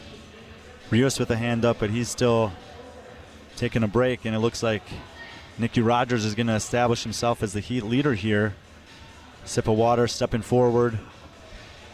He's got less than 4 minutes to go, though, so you heard Tudor say that 10 step overs per minute is a good pace. That's more or less what we've seen. He's taking time to put a belt on. Looks like he's messing around with some chalk there. So taking about 25, 30 seconds in the transition, and once he gets going here, we're going to take a look at the pace and see how much urgency is left. He separated himself a considerable amount from Jose Rios. I mean, they were very close getting into that last round of 6 and 6, but now Jose's nowhere near, and it's actually Tanner Stahl who's moved into second in the heat.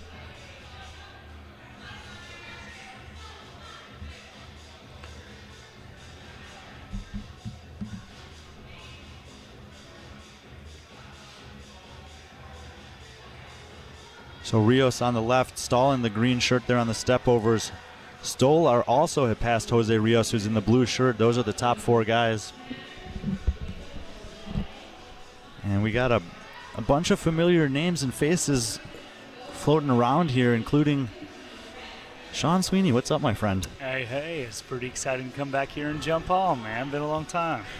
Yeah, it was when I saw you walk in yesterday. It took me a second because you're not on social media anymore, so I don't see you in the competitions. I don't see you online, and I was like, just vanished, huh? I know that guy. Yeah, I ain't 6 feet under, folks. I ain't 6 feet under, but just haven't been on social media in the past.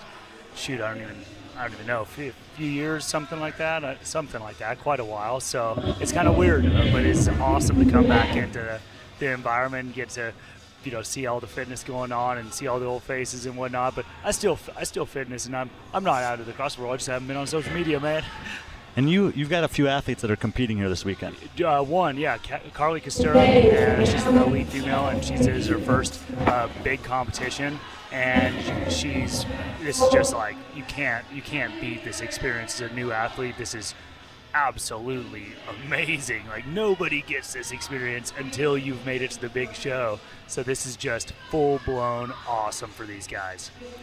So obviously you're familiar with the workouts, having helped her prep for this. We got the guys here in the last 90 seconds of this one. What are they experiencing out there right now?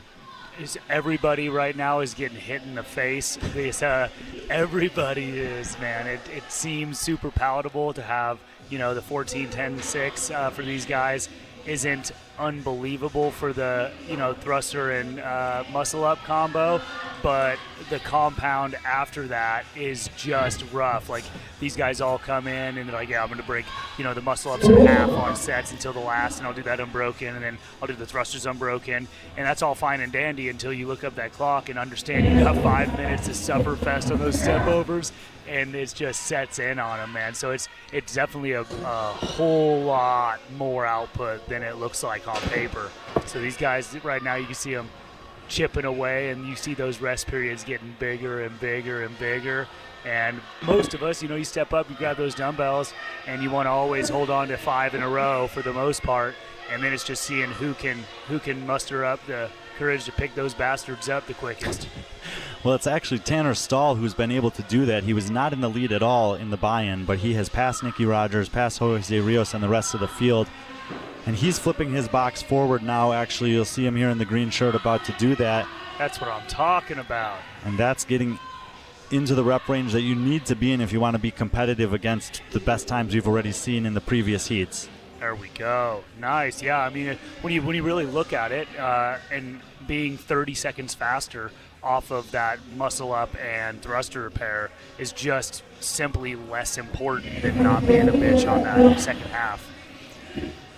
There's definitely been a few athletes who've had the capacity to take the lead and maintain it, but there's been just as many in the first 3 men's heats that have kind of sat back a little bit and waited to attack on the stepovers. Yep, and it's a tough one because like when you adopt that methodology too, and like when you go out there and you say, okay, I'm gonna take it a little bit easier on the first half and conserve that energy for the back half. All of a sudden you realize, shit, I still ain't that fresh when you finish the first half, and it's like, oh boy, you still been trying to man that up. So it's a very fine line. Yeah, it's like pacing CrossFit, and being good at CrossFit is hard or something. Well, the original CrossFit Games champion, James Fitzgerald, once told me the pacer always wins. Yeah, that's true. Yeah, as long as that pace is right. I did want to ask you, because we had a long workout this morning, and as long as that workout was, the later you went, the less rest you have coming into these second and third events. So we're starting to see guys come in who've had a little bit more compressed recovery time. How much compounding effect do you think there is from, especially running on that runner that's a bit of a slog? I mean, I'm sure that factors in. I'm sure that factors in to a certain degree, but those things as an athlete, that's just inevitable to have. Sometimes you get the shit into the stick a little bit, and I don't think that it's. I'm sure it's measurable and I'm sure it's real, but I think that more than anything, if you acknowledge that and let that be inside of your mindset as an athlete, it's only as real as you let it be, because we, as an athlete that does this all the time, I mean, you better damn well be ready to rock at pretty much any given point, and you're going to feel sore and tired for pretty much the rest of your existence. So you just got to settle into that. Well, the flip side to that is those guys got to sleep in, take their time, have a nice breakfast, and come here at noon, whereas the girls were starting at 8 a.m. Yep, that's true. We got a final heat out here on the floor. Again, lane 5 is on the left side from the front-on view that we have here, and that's Jace Peck. He was actually the top qualifier of the men who chose to come here. Moving to his right, we have Josh Felix, who won the workout this morning in the engine room. Jace had finished 8th. Middle of the floor, Adam McAdams took 5th, and Hans Kohlenbrander on the right side there in the greenish shorts was 4th. So all 4 of these guys in the last heat, we'd have one dropout or one guy not show up. That's why we have an empty lane. But all 4 of these guys with a decent start. And I've competed with a couple of these guys. So Hans and Adam and Mick, I've competed with them a couple times at NorCal. And yeah, they're athletes for certain, man. And I don't know these guys super well enough to be able to start to pick who I'm liking the most. But I mean, all these dudes are fit for certain. Well, we got in this heat, there's only 4 guys, but we have kind of 2 ends of the spectrum. Hans and Mac have been around a bit. They have been competing for a while at the competition they choose to go to. Adam McAdams has made a few semifinals. Josh Felix, I hadn't known until this year. He actually participated in the WFP season, so I got to see him in the Challenger fields a little bit. And Jace Peck was at Syndicate Crown. Okay. He did qualify for the CrossFit Games as a teenager, but the year he qualified, he got injured on day 1, so we didn't get to see the full expression there. Oh, man. But a little bit young with a little bit more experience just in this heat alone. I tell you what, the thing I was actually just talking to a friend with is the huge benefit I feel like of this new generation of CrossFitters is that started super young that you just can't really quantify is as they start their motor patterns and they start building this capacity, their body is actually growing and adapting to these stressors from day freaking 1, to where their body isn't growing and getting to form, and then they are trying to adapt it to all of these things. Is that their ligaments and their tendons have been exposed to this as they're growing from the onset, and that I know for me, I had absolutely no legs when I started CrossFit. I swear to God, I shit you not, I could bench 335 and squat to full depth 185 when I started CrossFit. Dang. So my first couple of years was just I cannot believe that every day is leg day, and I was always battling hip and knee shit and just trying to that was a huge adaptation for my little Bambi legs. and they never fully adapted. But we did what we could. But You did all right. You but did that all was right. a constant. It was a constant for me of battling that injury. Of just that I think that shit happens, and it's a lot of stressor to anybody. But if you can literally grow up doing this, it's just simply different. So that's pretty cool. It's pretty cool to see all of the. I mean, just look at James Sprague and Dallin Pepper and freaking Tudor Magda and all the guys we were just talking about. Like, Oh, yeah. that's unbelievable what they're capable of. Yeah, those guys are 23, and they're already the top of the sport, but they've been So doing it for a wild. decade. Yeah, that's so wild. Adam McAdams leading through the first set of 14 and 14 in the pink. Josh Felix, who's the overall leader in the competition and came in as the second highest qualifier.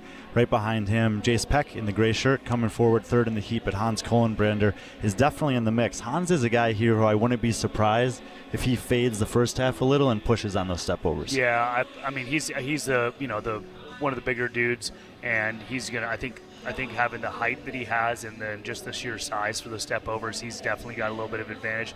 I'm excited to see. So Jace, the guy on the far end, does Jace Peck, right? Mhm. Jace, he was the first. He's the only person who broke those thrusters. And I was talking to Hans right before I came out here. I took Carly back to the athlete area, and I saw him, and I was like, man, I feel like breaking the thrusters is not a bad call here.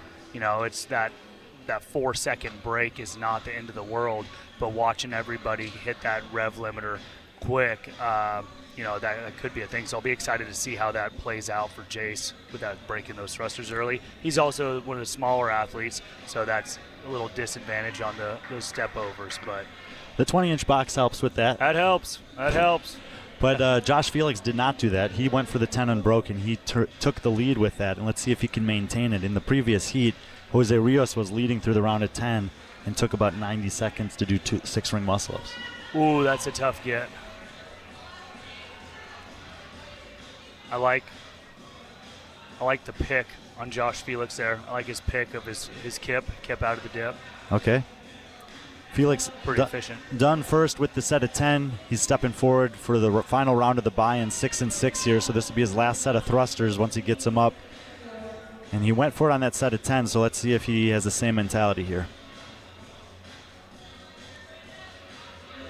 All four of these guys are good movers, man. We're watching thrusters and muscle-ups here, so what are you particularly looking at to say that these guys move well? So I like it. I like the two things that I like to see the most on muscle-ups is I like to see the invisible tension line in the arch. The way I like to describe that is if you take a bow and arrow and you pull the string back and the bow curves, obviously. Let's pretend you have a functioning bow and arrow. Pull that string back and the bow curves and you shoot your arrow. But if you pull that string back and the bow, instead of curving, breaks it at 90, you lose all the tension in your string. You can't shoot your arrow. And so as I like to watch their arches in the backswing as their feet are behind them at the bottom of the muscle up, I like to see that from the armpits going down the chest, the belly button, the hips, the knees, the toes is one kind of nice curved line. And some of these guys will even, if you have a lot of pivot on the shoulder, will even get a little bit more flat towards the back because they're so horizontal to the ground. But all of that is really enabling the tension to pop out of that muscle up. So I really like to see that. And these guys have good positions there. As soon as you see those knees breaking a bunch in that backswing, you just know you've lost all that frontal plane snap.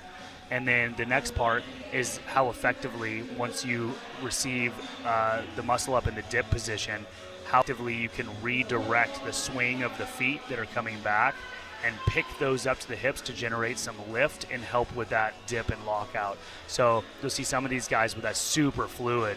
And, it's just imagine like a push press, the fluid dip and drive, you get a considerable amount more power to deliver overhead versus if you have kind of a stop and go and hitchy dip and drive, less effective drive overhead. So same concept, just that fluidity in the transfer from the feet, from the hollow position in the dip to coming behind and picking. Josh Felix took a pretty commanding lead relative to the heat there. He got out to the box a full minute ahead of Jace Peck, who's just coming up now, and he was actually, I think, the second fastest split of anyone we've seen in these heats. Yeah, that was blazing. He also had that win this morning, so he's got the potential to open up this competition going 2 for 2. Looks like Mac is also moved off the rings for the final time. Hans is still back there with a couple reps to go. But as we said, like, you can make up time on the step overs if you've conserved a little bit of energy. Oh boy. I think Felix is done with 20. He's going to move the box forward, so he's definitely on pace to take the event win here unless something crazy happens. 10 reps per minute is not that difficult for these guys. It seems to be a fairly normal pace. Yeah. And that would get if he can do that, that would get the job done. I'm gonna put this over and holler at Hans. Let's go, Hans! Got to man up on these boxes. Let's go! I'm so curious how that came across to people listening. Yeah, hard to say. But Hans Kohlenbrander out on the box now. He's in the same set of 20 as Jace Peck and Adam McAdams, but probably about 10 to 15 reps behind them. But he is looking pretty good through these first sets. Yeah, there he goes. Hans just ripped a big set. I'm pretty sure he just did 10 on that first box. And sets him down on top of the box, which is obviously the preferred resting position. Once they set him down on the ground, that's usually the indication that they're going to flip forward for the next set of 20. Make up ground. Let's push. 2.5 minutes to go for these guys. Believe 50 is the number to beat on the step over, so you got to flip it twice and then get 10. Felix is into the middle set of 20 right here. Man, Felix is going good. Josh Peck, that guy is in shape, boy. Which is Josh Felix and Jace Peck. Josh Felix, there you go, sorry. Josh Felix's competition experience this year, he was actually 50th in the online semifinal, which is a very respectable performance.